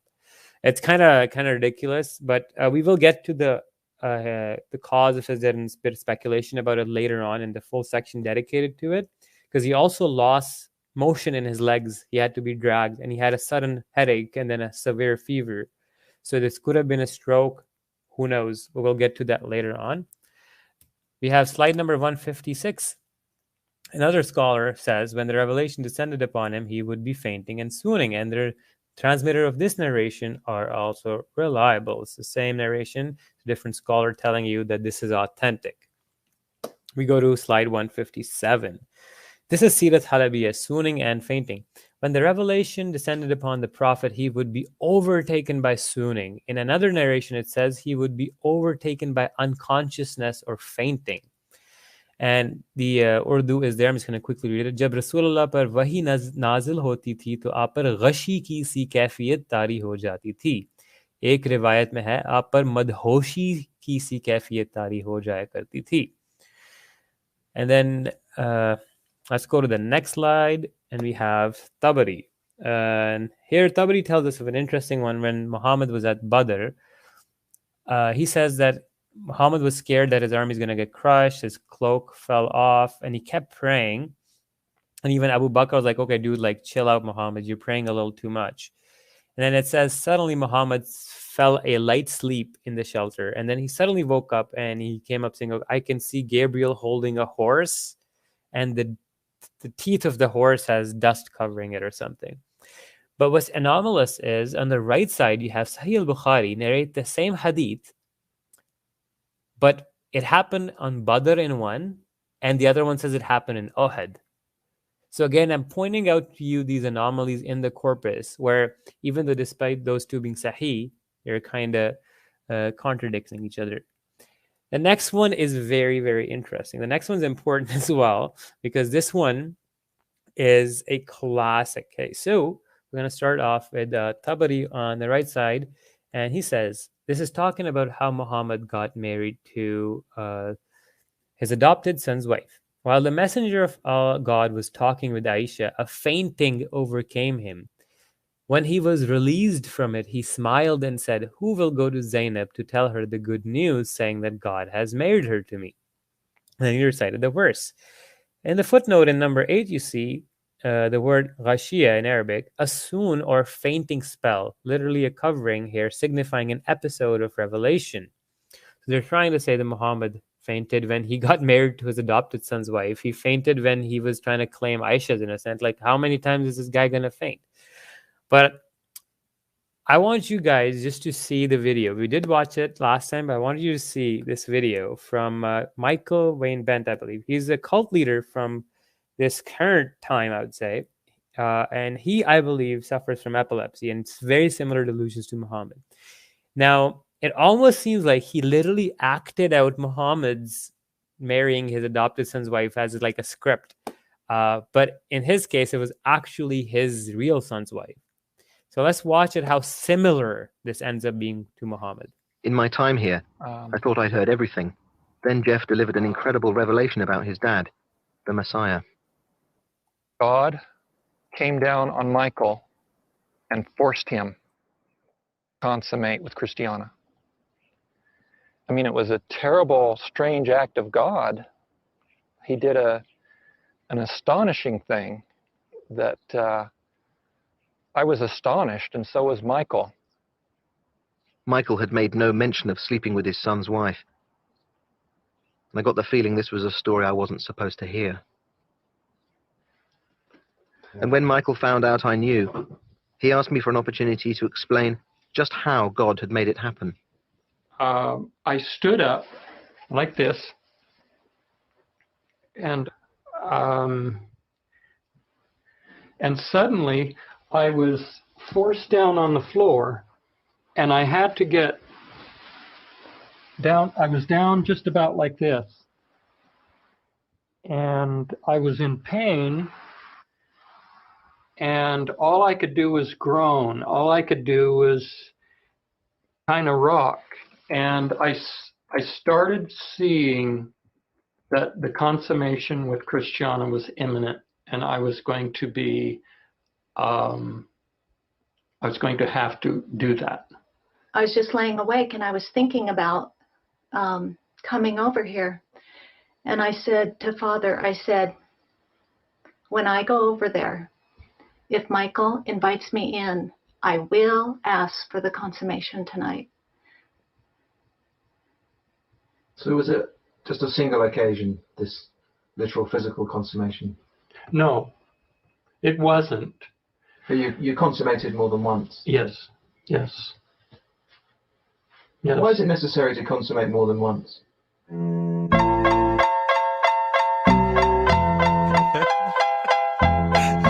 Still Snoop Dogg and D.I. That ending gets me though. Oh. It's a sad story, but frick, it's so close to Muhammad's story. It's almost like he just lifted it. But this guy actually also ended up getting involved in pedophilia because God told him to. So it's kind of interesting, his similarities. But the full documentary is worth watching. It's about Wayne Bent. Mm-hmm. He actually, just as an aside, he told everyone that the Day of Judgment was coming. And it didn't come. But anyways, it is worth watching. You learn a lot when you hear about cults. You see a lot of similarities. Yeah. Mm-hmm. All right, let's quickly get through this section. In my time here, I thought I... Perfect. So here we have Tariq ibn Kathir, and this talks about fainting before death. And it mentions that his voice had stopped. He could barely speak. And we'll get to this more in detail in the latter half of the presentation. We're talking specifically on the chapter of how he died or what could his death indicate to us. But we'll go to the next slide here. And this one's interesting, where this one talks about swooning in the cave of Hira. So, according to the description of the Prophet, he was at that time swooning. So what is he talking about? He's talking about Iqra bismi rabbika alladhi khalaq, so the first revelation. चनाचे आप सल्लल्लाहु अलैहि वसल्लम ने जिब्रील की बतलाई हुई आयत आखिर तक पढ़ी. रसूलुल्लाह के इरशाद ग्रामी के मुताबिक आप पर इस वक्त गनूदगी सी तारी थी. So when he was reciting this revelation kind of thing, he wasn't fully there. He's saying that he was kind of swooning in and out of consciousness, or semi-conscious or not. Now, after this slide, 162 onwards, it's going to be just Shia narrations, and we're going to go quickly through them, but there are just fainting. And this is what I want you to understand. We've gone through a lot of the Sunni narrations now. We're going to converge them back with Shia narrations just to show you that, holy shit, this guy just wouldn't stop freaking fainting. Like, what the hell, dude? So, right on. As for the faintness, which used to seize the Prophet until he was heavy and perspired, so that was happening from him. Yeah, well, let's go to the next slide, 162. This is Bihar al-Anwar, volume 8 or 18, I think. I'll confirm that. I said to Abdullah, may I be sacrificed for you? The faintness which used to hit Rasulullah when the revelation descended upon him. Let's keep going. 164. The Prophet would happen to be among us, companions, and there would be faintness upon him, and he would be hit by perspiration. So then he would wake up. So pretty explicit there. Like, now we have slide 165. Right on. So Al-Sadiq was asked about the fainting which used to seize the Prophet. Was it happening during the descent of Jibreel? This is where they get very interesting. He said, no, Jibreel, when he came to the Prophet, would not enter to see him until he permitted him. So the Jibreel would come and like knock on the door or something. So when he did enter to see him, he would be seated in front of him, like the sitting of the slave. And rather, that fainting was during Allah the Majestic addressing him without there being an interpreter and a middleman. Most of the stuff which relates to what happened during the seizure and the angel stuff, it's just Muhammad's brain and the people just making bullshit stories up to fill in the gaps. It's like in the first part, Dr. Ramachandran says that the left hemisphere is the ultimate confabulator, and that's what it's doing. But we'll keep going. This fainting keeps getting worse. It's slide 166. All right. Rasulullah Jibreel said, this is Jibreel instructing me. Then in another state, he would be such that there would be fainting upon him. And then in the second one down underneath, the sub-narrator said, Abu Abdullah, it happened when there was revelation from Allah and Jibreel was in between them that fainting hit him due to the weight of the revelation from Allah. So what you're seeing is that the wordings, weight of the revelation, the sweating, the seizing, the fainting, they're converging from both corpuses coming together, right? Now we go to slide 167. All right, another one. When the revelation came to him and Jibreel was in between, here is Jibreel, he said to me in Revelation, Jibreel wasn't in between, that slumber hit him and he fainted from what he fainted from due to the weight of the revelation upon him. Yeah, a faint upon a fainting. Yeah, the translation's a bit rough, but we get the point. Yeah. Oh my God. All right, 168. Now this is interesting. Remember that camel hadith. The Muslims say that the camel was standing and then it sat down because the weight of the revelation. No, it wasn't the weight of the revelation. Like I said, you have to connect the missing parts of the hadith in different narration, different corpuses. When you come together, you see that Muhammad was heavy upon him and there was fainting upon Muhammad. Okay. And in another narration, there was that he was also perspiring. Then the other narration said that the camel would be standing, it'd sit down, but then get right back up. So what was happening was the Quran getting heavy, then light, then heavy, allowing the modulation of the camel weight. So what's more likely is, given he was fainting, given he was perspiring, and Dr. Ali Sina will explain in the video next, but before that, we also find out that it's more likely that this was a seizure, like other seizures that Muhammad had atop the camel. And Dr. Abbas Sadriyan actually in his book straight away saw this and interpreted it as a seizure and not that it was the weight of the camel. Then there are other narrations that talk about this weight, and they are even more bizarre, where one says his legs broke, but then one hadith says that the neck of the camel snapped. So I'm like, well, Muhammad was holding on to the thing and it probably seized too hard and it just snapped the neck or something. Like, it doesn't make sense, right? No, it doesn't. But we're gonna just see Dr. Ali Sina explain it, and we'll keep continuing with the faintings. The fainting prophet. The fainting prophet. Dale Duckworth dropped a big 20 saying, good work, bravo, keep up the good work. Thank you so much, Daryl. I greatly appreciate it. Thank you, Slumdog, as well. Greatly appreciate your support. All right, so now that I got that out of the way, I'm gonna play the video. Sometimes he said when he's riding a camel, the camel stops and knees down. Yeah, Muslims use that as evidence that the power of camel made the power of revelation made the camel kneel, because it was so strong revelation, so intense revelation. But the fact is that when you are having epilepsy, animals around you, many animals around you sense it. Now they train cats and dogs sense it also. Now they train dogs for epileptic people who senses before the owner himself that falls down. Yeah, exactly, and warns him. So the animal senses the symptoms, probably through a smell or something, knows that his epilepsy is coming and warns the owner. So the camel most likely have felt the epilepsy coming. It's another indication that he suffered from epilepsy, and it's not an indication that the power of revelation made the camel fall, because other people were there and didn't see. There wasn't any power affecting. So that's a good point too. That if why is the weight just falling on top of Muhammad and the camel? Why is like nobody else getting affected there too? Like, it's like very specific. Like, when you think about it, it doesn't make sense, especially given the other variables that we just went over. He was fainting and all sorts of things. All right, now let's continue onwards. We are on slide number 170. More fainting still to come. All right, I have revealed it, for it is my lineage, my attributes. Go away. I looked at a magnificence, my soul went to it, and there was a fainting upon me.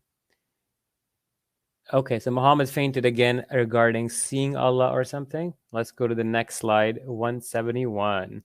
I raised and looked at the exaltedness, and there was fainting upon me, and I fell down on my face and received the ground with my face on. This is the Shia source, right? Sunni sources don't have this. Oh no, we have one. The best of the rest is saved for the last. Okay, yeah. We have one coming. The Sunnis, they're like, we're coming. We're gonna win too. All right. So and his words during the battle of Uhud, and he had awoken from his unconsciousness. They will never attain. Like, God damn it, guys, stop fainting. Like it's kind of it's concerning. Like, holy shit, dude. How many times are you gonna faint? Next slide, 173. When I sallallahu alaihi wasallam said that, the unconsciousness cleared away from me until I said it 7 times, having been inspired. My soul returned to me just as it was, and I was in ruku. So he was praying and he fainted? Okay, let's go to the next one. So we went over this again. We're gonna go fainted multiple times near that.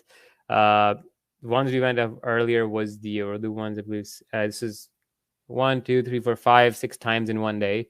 We'll see. The next one now is Dr. Abbas. So he talks about the idea, like we've been talking about, multiple faintings, losing motion in the legs, being dragged around, severe headache onset. Could Muhammad have died of a stroke? Who knows? Let's try and find out. Alrighty, and thank you, Bibi Baba, for the super sticker, $10. Appreciate it. It is kind of a classical that the symptoms have got worse, and perhaps as we get older, we have more little strokes in the brain. All humans do. You take MRI of the brain of people at 63, they are going to have more little holes in the brain than a young person. And that is why they are not as sharp as before. And that is why they are not as eloquent as when they are in Mecca. I mean, all of those changes, you are seeing that with him with age. And then he is dragging his leg. Dragging leg means a stroke. Right. Okay. So then more than likely the condition, and when you're having the seizures, gradually with time has got worse and worse and worse. And the possibility of having a seizure or a stroke, or just a lot of them one after the other, that is when we get really severe. No, that is when we become very careful with patients. When you see a couple of seizures right after the other, that is when you call ambulance, make sure they get him and give him IV and so on. These are signs that it is becoming serious, and it could be. Right on. So Dr. Abbas quickly touched upon the speculative possibility Muhammad having died of a stroke, whichever might have been causing his epilepsy, or the epilepsy might have caused the stroke. We don't know for sure, but those details, like he mentioned, the dragging of the legs, the sudden onset of a headache, and then Muhammad had band-aids, or not, wet cloth wrapped on his forehead because his fever was so severe. Now, funnily enough, when you get to the last section, we find out that stroke can cause fever, and if you do have a fever after a stroke, that's not good news. And following that, Muhammad passes away. We'll get to that later on. Now, this is the one that I was telling you about, the best for the last for the Sunni brothers, my guy. Faints during prayers, hand of God, cold nipples. Oh my God, what is this? So Jamia at-Tirmizi on the left side, it says, I got up during the night. I performed wudu and prayed as much as I was able to. And I dozed off during my salah. So he fell asleep while praying. and fell deep asleep. Then I saw my Lord, blessed the Most High, in the best of appearances. He said, Muhammad, my Lord, and my Lord, blah, blah, blah, blah, blah. He said it 3 times. He said, so I saw him place his palm between my shoulders, and I sensed the coolness of his fingertips between my breasts. Okay, hold on. He's talking about Allah? Yes. So Allah put his hand on Muhammad's chest or his shoulder. His hand? Fingertips? Oh, wow. That's wild. This is a Hassan. Okay. And then on the right side, we see Jami' Tirmidhi again. So he placed his hand between my shoulders until I sensed the coolness between my breast. And so I knew what was in between the east and the west. So all the knowledge was given to Muhammad. Then in Mishkat al-Masabi, the bottom, that one's Sahih. Okay. He says that he placed the palm of his hand between my shoulder blades, and I felt the coolness of it between my nipples. And is that like an expression in the Arabic language? Like, I felt the coolness in my breasts or something? Maybe it's like, it means something else. Enlightened him, filled him with like coolness. I don't know if it's, yeah, like, but it's just, he fainted during prayer. Who faints during prayer, dude? Well, I mean, people do, but like, okay, Muhammad, you fainted during prayer. Given that his fainting from before, it's quite interesting that he sees God making his nipples cold. But yeah. All right. So this section is where it gets interesting. Now, another thing we're going to find out, lethargy and fatigue. Like and it's been popping up throughout the references that when you do have a large seizure, you're going to end up being confused, a little slow. You'll take a little bit to come back to yourself. Let's see how ignorant Farid and his cousin can be and how much more they can lie and impress us with their lies.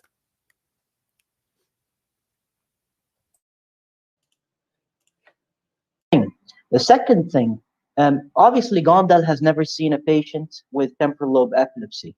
If you have a seizure, you are not going to be sharp after the seizure. You're not going to be very alert after the seizure.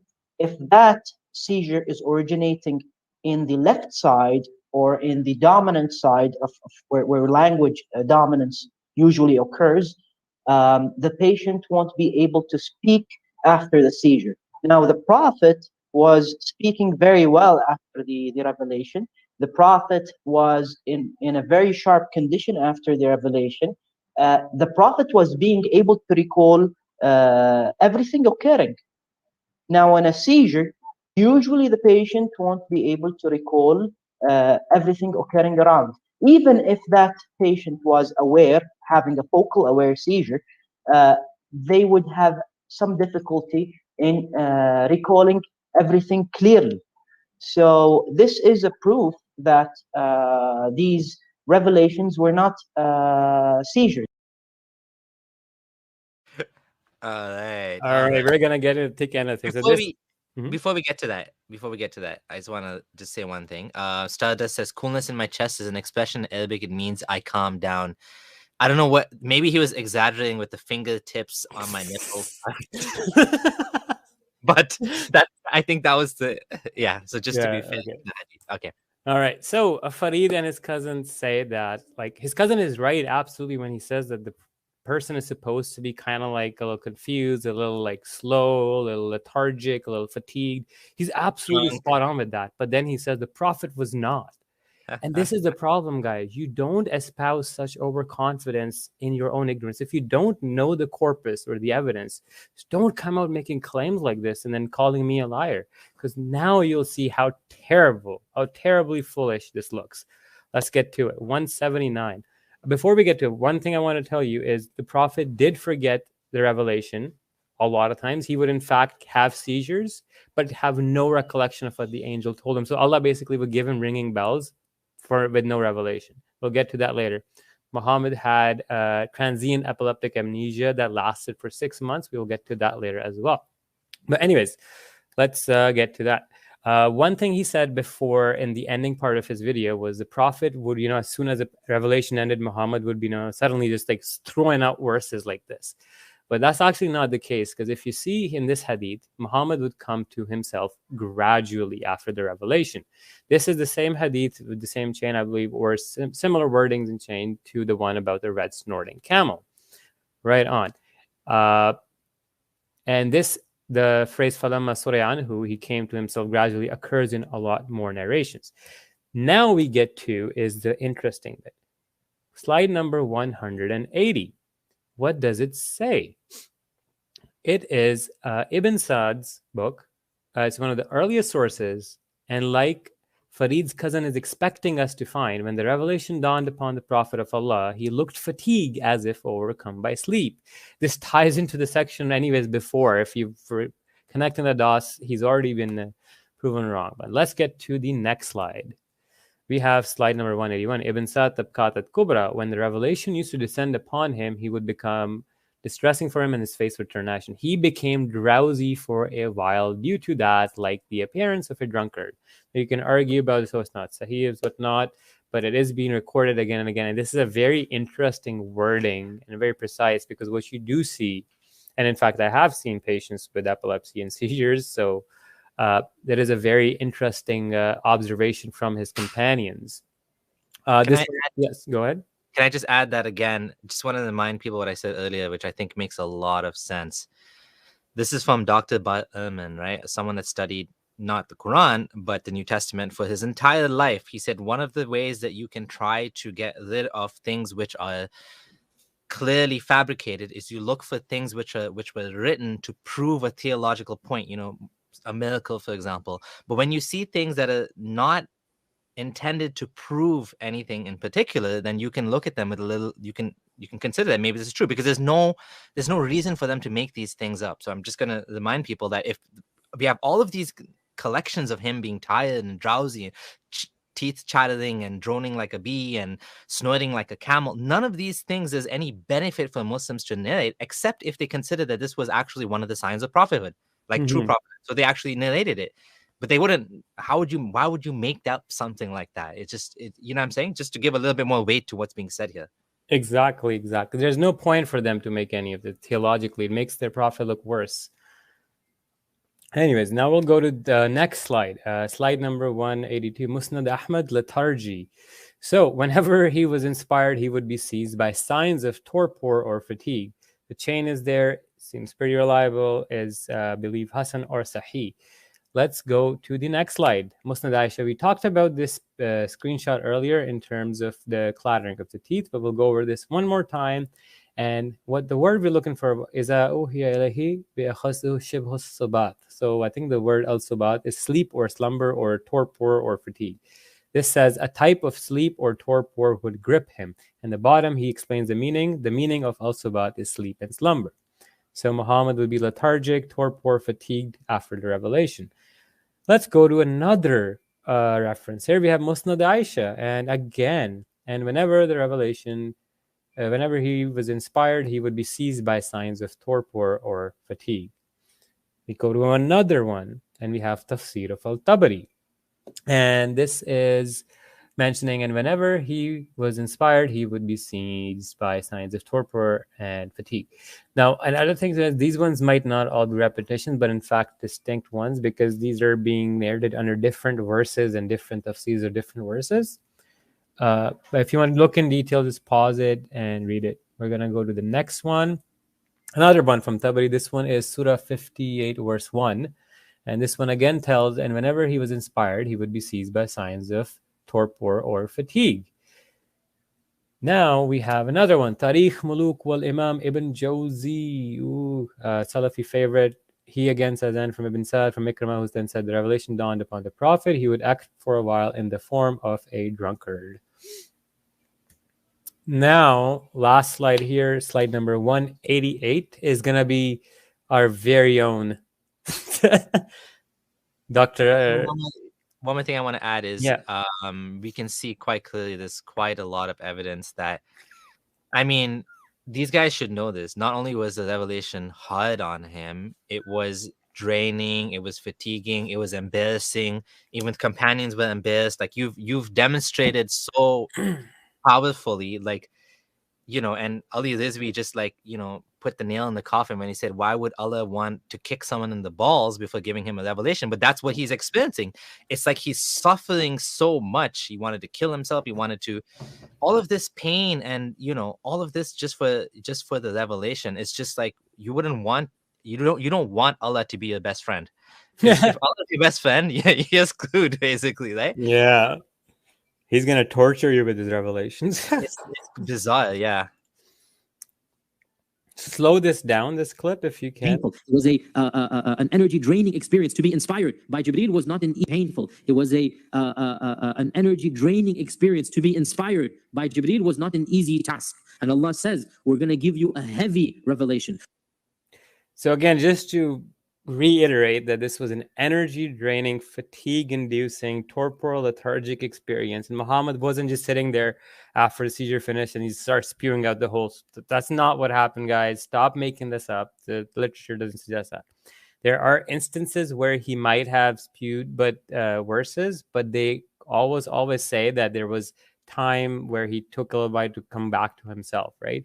Another thing we will get to later on, and Dr. Day explained, is that it's not that the seizure is causing the revelation at all. In fact, the person has lingering thoughts, and the seizure might exacerbate or exaggerate those thoughts, and that is what ends up coming out as revelation. Because a lot of the times, the patient doesn't remember in the grand mal attacks because he's seizing. Sometimes he'll remember some details, but most of it is thoughts from before that get filled in. And then the left hemisphere confabulates.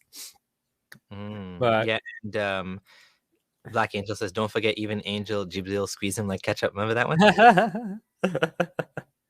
Oh, that's funny. That was funny.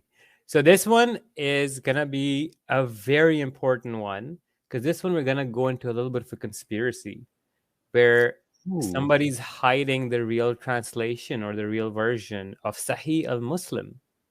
Very interesting. So first off, we have slide number 190. So first we're going to establish what the word we're looking for. Zabd, Tazbad, the side of his mouth had froth or foam appearing upon it. He, being angry, froth or foam appeared upon each corner of his mouth. We've established the word, the meaning we're looking for. Now, next slide is a little bit dense. I'm going to read it out to you, and I'm going to explain to you what's happening here. On the first line, I say, وَتَزْبَدْ لَهُ وَجْهُ. This is the reading that appears in the modern form Sahih Muslim, and his face color underwent a change. But Imam Bayhaqi, now this exact same hadith was reported by Bayhaqi as he read it in his version of Sahih Muslim and published in his Sunan al-Kubra between 994 and 1066 AD. But he reads it as the following, and his mouth face would foam or froth. It's one letter, tarbad or tazbad, one dot. A minor variation from the letter changed the meaning. Now, Suyuti comes along. This exact hadith is reported by Imam Suyuti in his work on the Quranic revelations. Again, he quotes from Sahih Muslim. He died in 1505, so this is about 500 years after Bayhaqi. Despite being separated by 500 years from Bayhaqi, he also reports it in the following: "What tazbad wajhuhu, his face would foam or froth."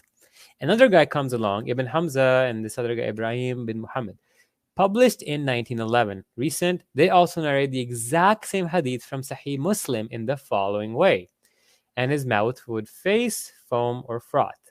Abi Sarhan Mas'ud bin Muhammad, originally published in the 1700s, this scholar also narrated the following words in his book, What Tazbad. Carl Fander, remember the Christian scholar? He also narrated the word Tazbad. Then Ibn Kathir, in his tafsir of Surah Nur, written in 1301, the letter Za is found in the footnotes, and he points that this could be read like that, validating the meaning frothing or foaming during revelation from the mouth. So what happened here? Is a copying error, deliberate change to Sahih Muslim, or vice versa, or both readings are valid? Now I'm going to show you the evidence from the books where the word changed. Right on. So first we have Sunan al-Kubra by Bayhaqi. I've expanded the same image on the right side, and you can see it's tazbad, so za, tazabada. So here he says, he's reading this from Muslim, as you can see. He says, in the same hadith, Ubadah bin Samit, we'll get to that. Muhammad's face is foaming and frothing. Okay, now we have the next one is Al-Aqlil by As-Suyuti. I found this on the left side first on the online version. So I was like, maybe they put the dot in the wrong way. It could be PDF auto-generated mistake, right? He says it would foam. I tracked it back to the PDF printed version and I found the exact same thing again. Bud. It says, Suyuti saying that Muhammad would indeed foam or froth from the mouth. Now we go to the next one. We have Abi Sarhan bin Masood. His PDF is right there as well.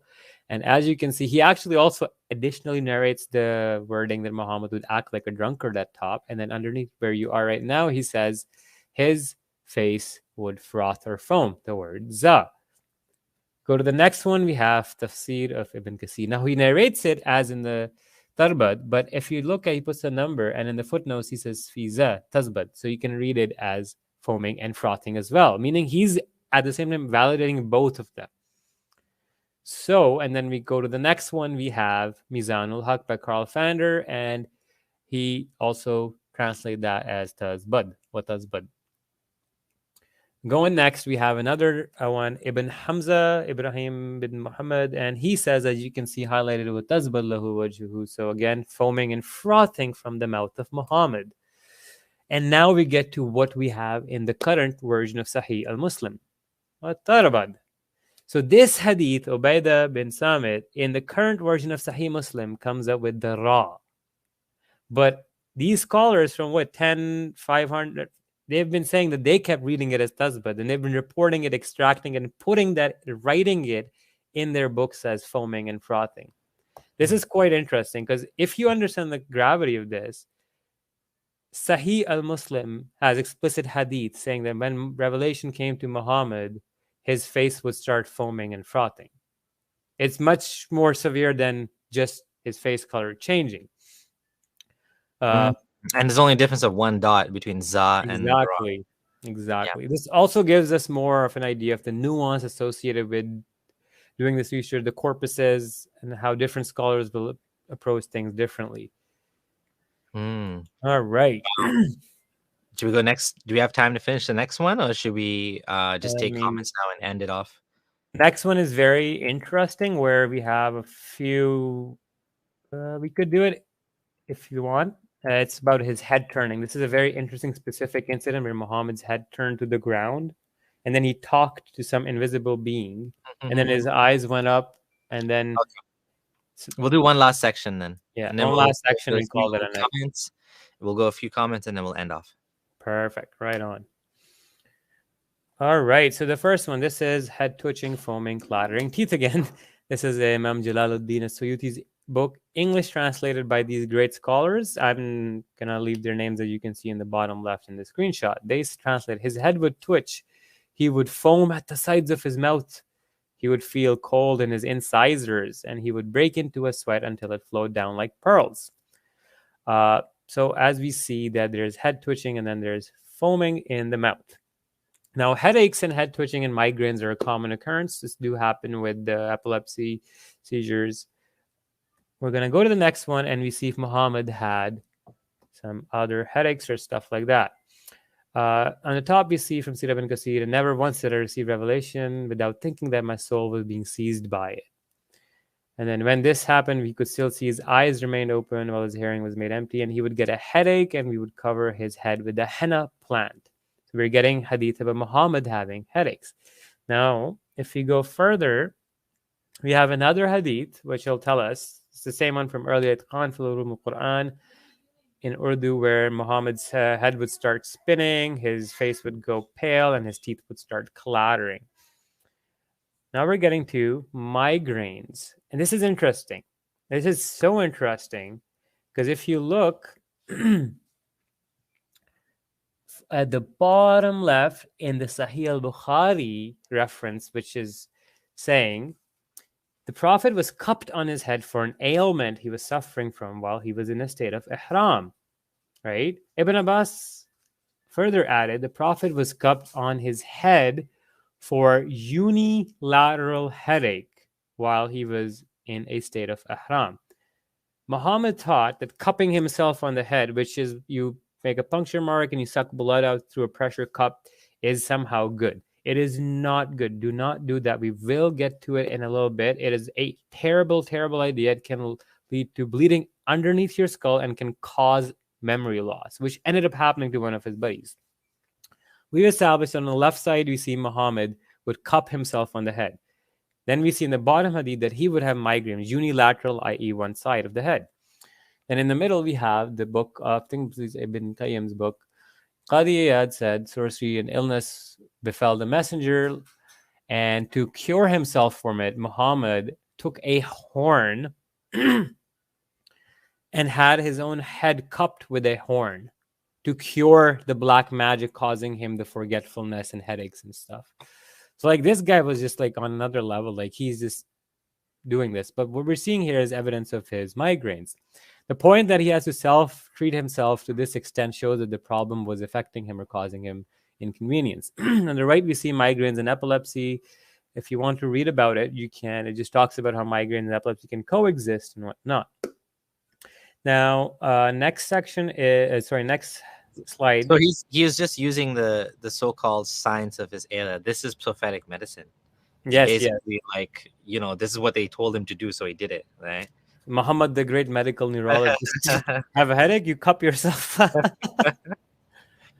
anyways, let's watch this little video.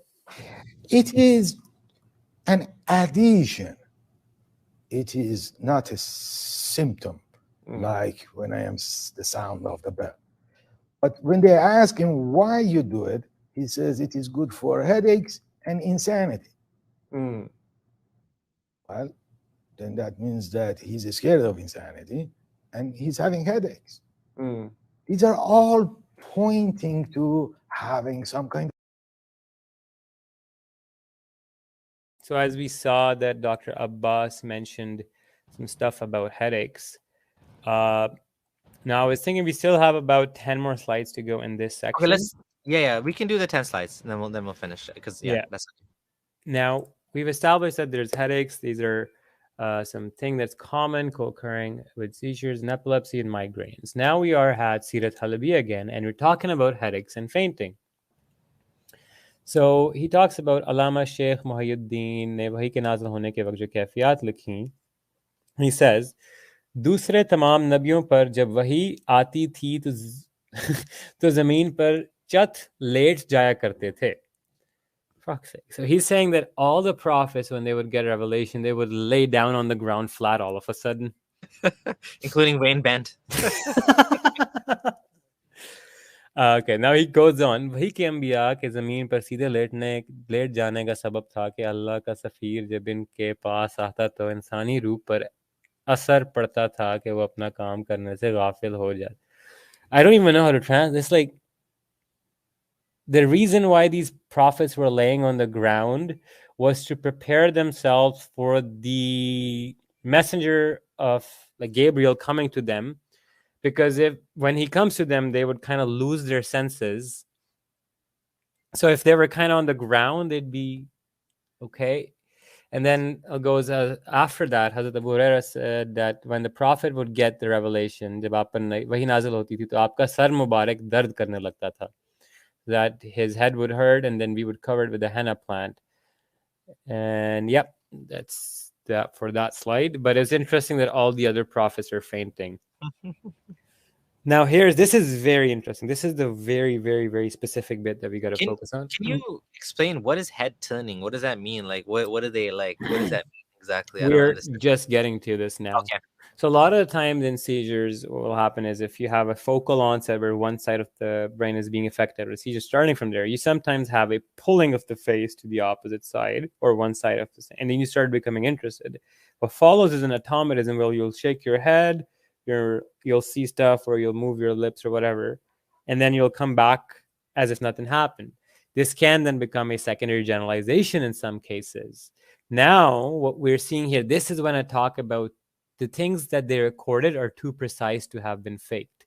This is the one where you really get to see an interesting case here. This is the story of Osman ibn Mad'un, and it's a Hasan hadith. It's been graded by Ibn Kathir, and then Ahmad Shakir actually said it was Sahih. So the messenger was sitting in his courtyard, Uthman bin Mazun, one of his friends, passed by and smiled at the Messenger of God. The Messenger of God said, "Would you want to sit down?" He said, "Certainly." So the Messenger of Allah sat facing him, and while they were talking, the Messenger of Allah began looking up at the sky, looking at it for a while. Then he brought his gaze down until he was looking at the ground to his right. Then the Messenger of Allah turned slightly away from his companion Uthman to where he was looking. Then he began to tilt his head as if he was trying to understand something, and Ibn Maz'un was looking on. When the matter was finished, he had understood what had been said to him, and the Messenger of Allah stared at the sky again as he had the first time, looking at whatever he could see until it disappeared. Then he turned back his face to Uthman. Uthman said, "O Muhammad, I've never seen you do anything like you did today while I'm sitting with you." The messenger is confused. "What did you see me do?" Uthman said, "I saw you staring at the sky, then you lowered your gaze until you were looking to your right. Then you turned to him and left me. Then you tilted your head as if you were trying to understand something that was being said to you." So what's happening here is the fight after that messenger was like, "Sit down." It's no acknowledgement of anything. Just continue, go away, kind of. So what's happening in this one, this is a very interesting, and I'll let Dr. Abbas explain it, but I'll just act it out, where Muhammad is talking to his friend, and mid-conversation, he suddenly goes like this.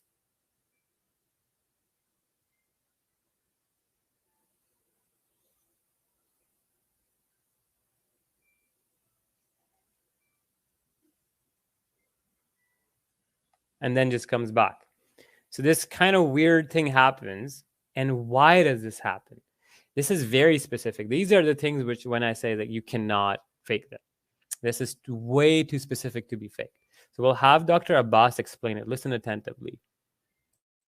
For sure, which just pins it down, is that one incident that when he's walking and one of his friends calls him, like they're very close friends, and come sit next to him, and then he notices that suddenly that he begins to move, and his head goes to the right and down, and the eye moves to the right and gets focused on the ground, and then it looks like he is having conversation with somebody, and then the head comes back and goes up, and then the person, his friend, asked him, "What happened?" And interesting, he didn't know. He said, "What did I do? What happened? What did you see?" And he says, "I saw that you did this." So now we have two different phenomena here. First of all, it is in the left side. It is causing to the movement to the right, movement of the eye to the right, the head being focused on the ground. That's it. That is and he forgot it. And forgot it. Has to ask the friend, "What did I do?" The friend says, "Well, this is what happened to you." And then he said, "Well, the angel came to me and I talked to him, and he said something in Arabic that I don't know if it's the verse of Quran or not. And then he went up in the air." So, okay, forget the little details. You have someone who is having a condition in which he's losing consciousness, but not bad enough to fall on the ground. And during a conversation, even in a conversation. And the movements are precisely the movements which is happening in the left side of the brain, because everything is moving to the right and down. So that was a very interesting one. And why I wanted to show you this, even he says that the detail, it's too specific what he's trying to say. And this allows him, Dr. Abbas, to somehow speculate in a way where he can maybe suggest that the localization of Muhammad's epilepsy was on the left side of his brain. But this is just an interesting one. Now I'm just going to quickly go through these next 2 slides. These are just a repeat of the same story, just to prove that it is authentic. So if we just go there, we have Sahih Sira by Al-Ahad al-Makki narrates that, Asbab al-Nuzul narrates the same thing. In slide 209, we have 2 other references to show you that this is in fact authentic. It's an early story. Tabqad ibn Sa'ad and Hujjatul Alameen fil Mu'jizat al-Mursaleen. And now I wanted to show you how this would manifest the exact head turning in a patient if it was happening today. This is where it gets insane. Here's what automatisms look like. So here's a child. He's now turning a little bit to the right. You can see some what we call lip smacking movements in his mouth. He's just staring off. Seems to be interested in the right side of the world. It may be a manifestation. I'd suspect a seizure may be coming from the left. And now it's kind of over, and she's back to it. Looks a little confused.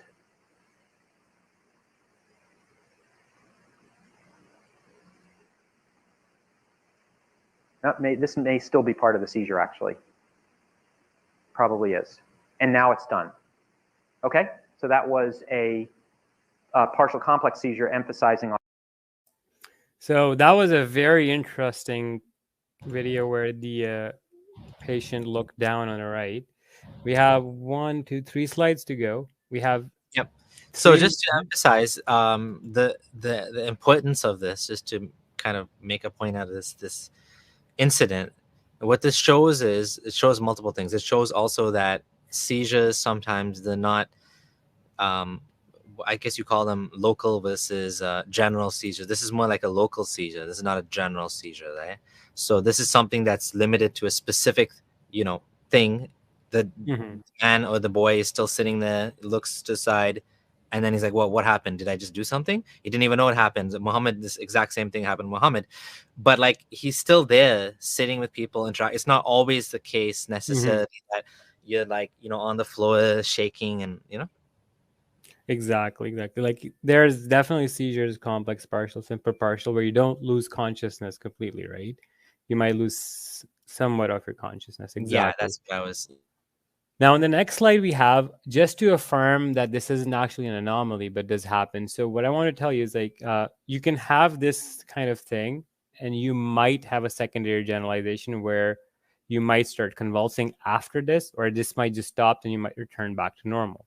It depends on a person-to-person, case-by-case basis, but I just want to show you that how it might look like. And you'll see again this guy, focal epileptic seizure caught in camera. This patient looks to the right and then starts talking or appears to be talking as well. We'll watch these, and another video in the middle is actually happened at the neurologist appointment with the doctor sitting in front of her. So that's one is a very interesting one.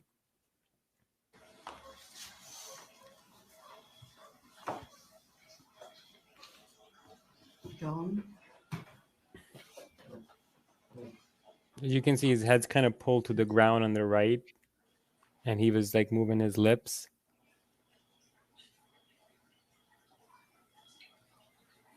As if he's talking with somebody.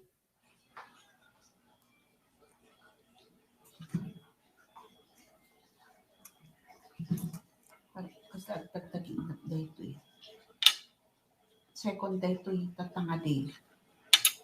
Second seizure. Second na seizure mo na to. Jomar? Jomar? Sige, maupo ka ng maayos. Maupo ka And now he comes back all of a sudden. He's like, what's going on? Seizure ka man.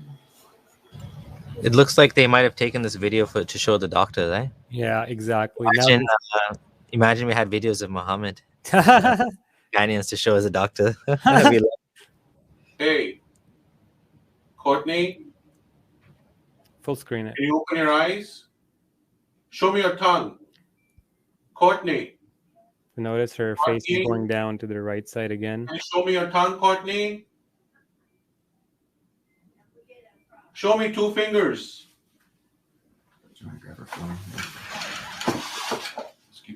Her head goes up again. Her side goes up. Am I saying her name right? Yeah. Courtney, show me 2 fingers. Can you hear me? Now she has a secondary generalization in this case. Courtney. Courtney, look at me. Courtney, here. Here, relax. Relax. Courtney, we got you. We got you. Courtney. Call up her name. Courtney. Another thing to notice that she doesn't have full-on tonic-clonic seizure movements. She's just stiffening up. Again, another why I'm visualizing this for you so you understand when they say he was gripped by, when the companions would say he was gripped by severe agony or pain, it would look something like this and not literally sometimes like convulsions, because these are tonic phase of the seizure. But the seizure for this person's over, but this happened at the neurologist clinic. It's very interesting, like how her face went to the right side, then it went up, and then she had a generalization. The third video is similar. The third video is actually very interesting, where he points and he sees something. He can blow this one up. Andy. They're on the way, Mister. Oh, God. The chewing movements, notice those.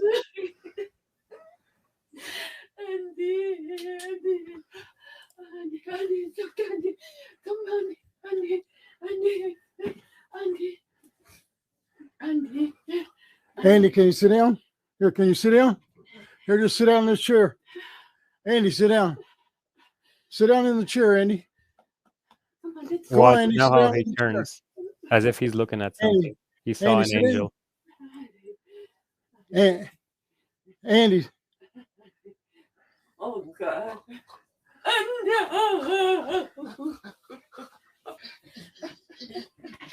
In this case, this person had a secondary generalization.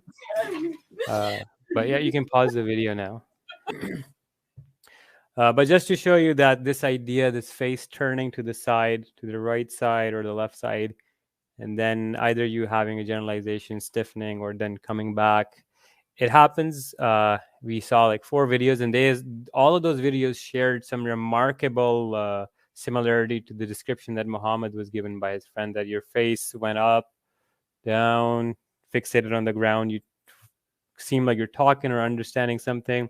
Then it went back up, and then you were kind of like, what happened? So that's what I wanted to show you.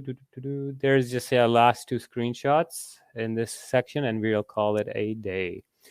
This again is about Tariq ibn Kathir, headaches before death and loss of leg motion. We'll get to it more later on. That he talks about, Muhammad complains about a headache, and his headache gets worse, and suddenly with the headache getting worse, he loses his leg motion. It's almost too sudden to be a coincidence. It seems more like a stroke or something. And then he had to be dragged away. Now, another thing is, when we are in the section of headaches, the last slide is, why does Muhammad keep talking about the benefit of a headache? The headaches are a blessing. Is because he had a problem with his headaches. He was cupping himself. He's having unilateral headaches and all sorts of stuff. Headache is a means of forgiveness and reward. A headache that afflicts a believer, expiation for the sin. And one of this is interesting.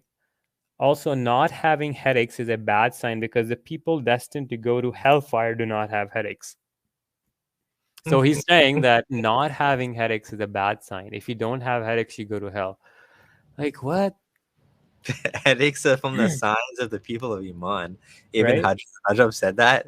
Wow, this is definitely personality cult of Muhammad. Like, seriously. Look at this one. How would you call it? Have you ever felt a headache? The man said, what is a headache? He said, a vein that beats in the head of a person. The man said, no, I've never experienced that ever. The Prophet said, whoever would like to see a man from the people of hellfire, then look at this man. What the frick was that? That is crazy. And it says, this website claims report by Ibn Hibban and graded Hassan Sahih by Al-Ambani in his Sahih. Oh, well. Having headaches are a sign of the people of Iman and the people of Jannah. Headaches are the signs. Then he brings the Bavadilu.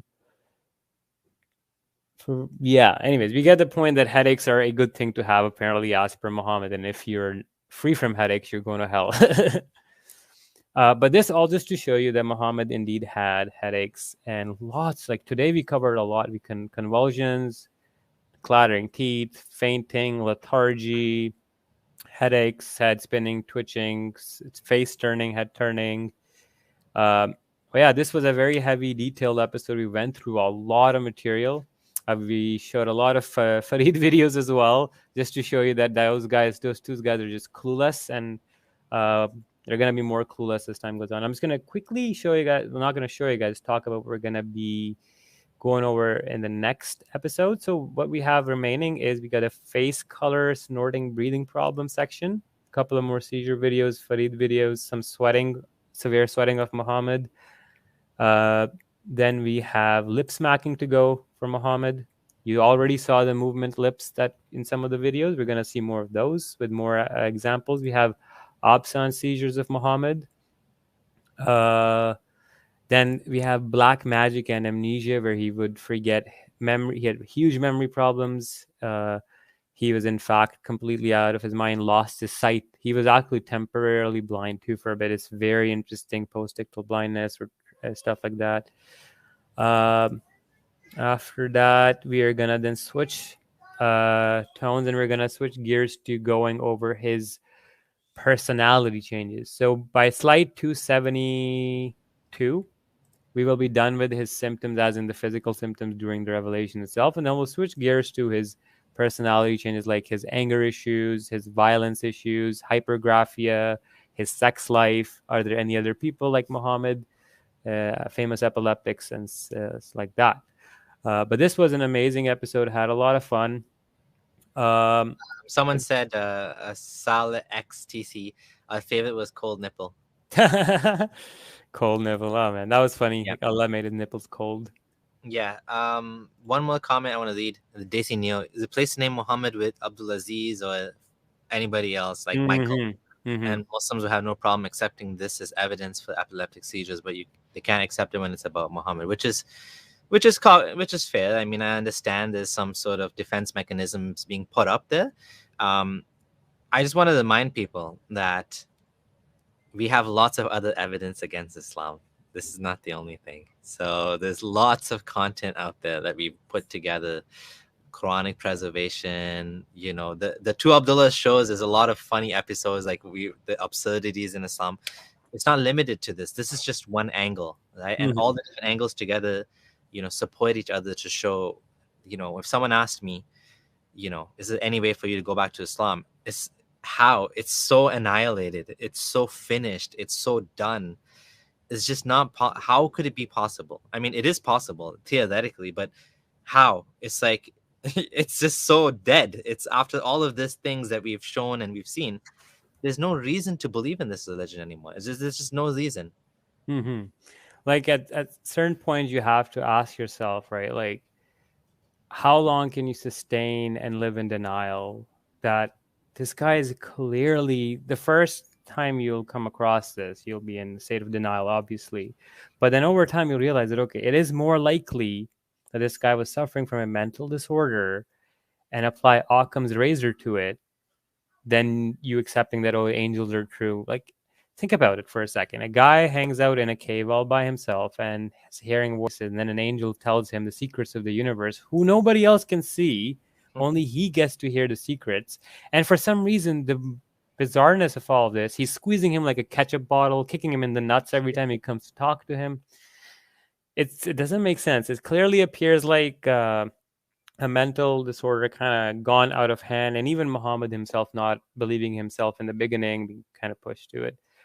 But yeah, there's just so much evidence. Like, you can't go, but you can't unsee this. Once you see this side of Muhammad, there's no unseeing it.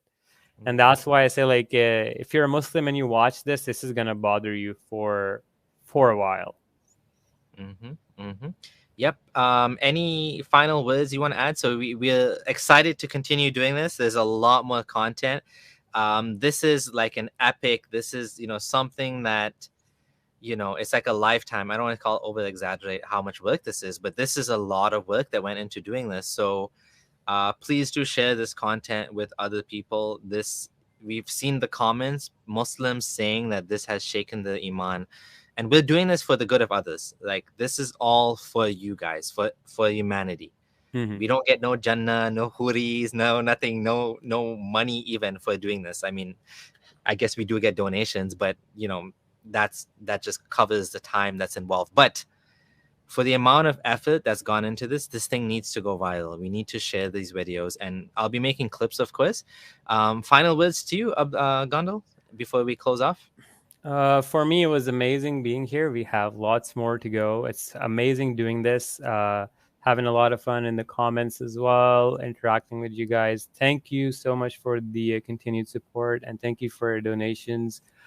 Please share it. And like Samir said, this is attacking Islam or undoing Islam in a very unique way at its core, where you're pulling the carpet out of under their feet in a completely unexpected way, and you're showing them that at the end of the day, whatever you come to, you have to accept that Muhammad was going through convulsions or something. No matter what you come as an explanation for it, you have to deal with it, that my prophet was convulsing, sweating, snorting like a camel while he was getting revelation, and there's no going around it.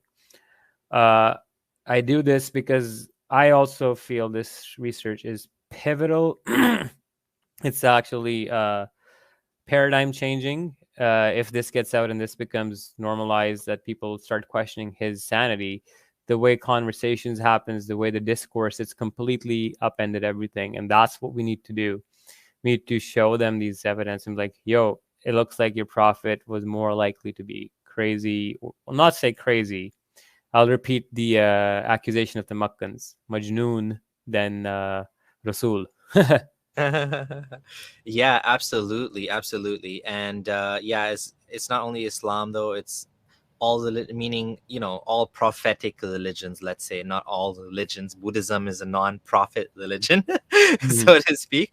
Thank you, Sarah Rainey, for the $5 super sticker, Storm Pilot for the 2 British pounds, and yeah, to all of you for joining us. We appreciate it. It's been a blast, and a halal blast, and we'll continue on this series. And then once this is done, we'll start taking calls again. So we'll do the call-in show at some point. It's just at this point in time, we want to get through all of the documentation. We want to make the case, right? Exactly. We want to make the case. And you know what happens is when you look at Brother Rashid's content, this stuff, it hangs around the internet for a very long time. So we're in 2021 October right now. 2022, 2023, 2025, people are going to be watching this content. Years later, people are going to be so grateful and thankful that this was put together for them for the benefit. So, you know, the people that came before us, Hassan Radwan, you know, and others that did this work, they did the heavy lifting. Now it's over to us, and it's on, and then it's going to be on to the next crowd, the younger people like Apostate Aladdin and Infidel Noodle. These younger ex-Muslims are going to carry the torch until eventually our content will become redundant and you won't need us. We won't need to talk about this stuff anymore. We'll talk about other stuff. But at that point, we're looking forward to that. We're looking forward to becoming redundant, so that when people are able to leave Islam with no consequences, with no penalties, when freedom of religion becomes a right, a freedom of irreligion is also a right, when people can choose to believe in God, not believe in God, no matter what they want to follow or believe, whether they're gay or straight, whatever the color of the skin is, people are treated the same. That's our goal. This is what we want. We want to promote these values, secular humanistic values, and this is what we're standing up for. This is what we believe in. It's not about, at the end of the day, whether you leave Islam or not, although it is probably, we feel it'd be better for you to leave Islam. At the end of the day, what matters is the rights. Everyone's rights are there. And frankly, it's everyone's right to know that Islam is false, right? So they don't make a sacrifice and they end up giving up something that they'll never get back. So, you know, both of us, we sacrificed a lot before we became Muslim, and now we're sacrificing a lot after we left Islam to show others. So I hope you enjoyed this great show, and you'll join us again for the next one. Until then, Science Hafiz.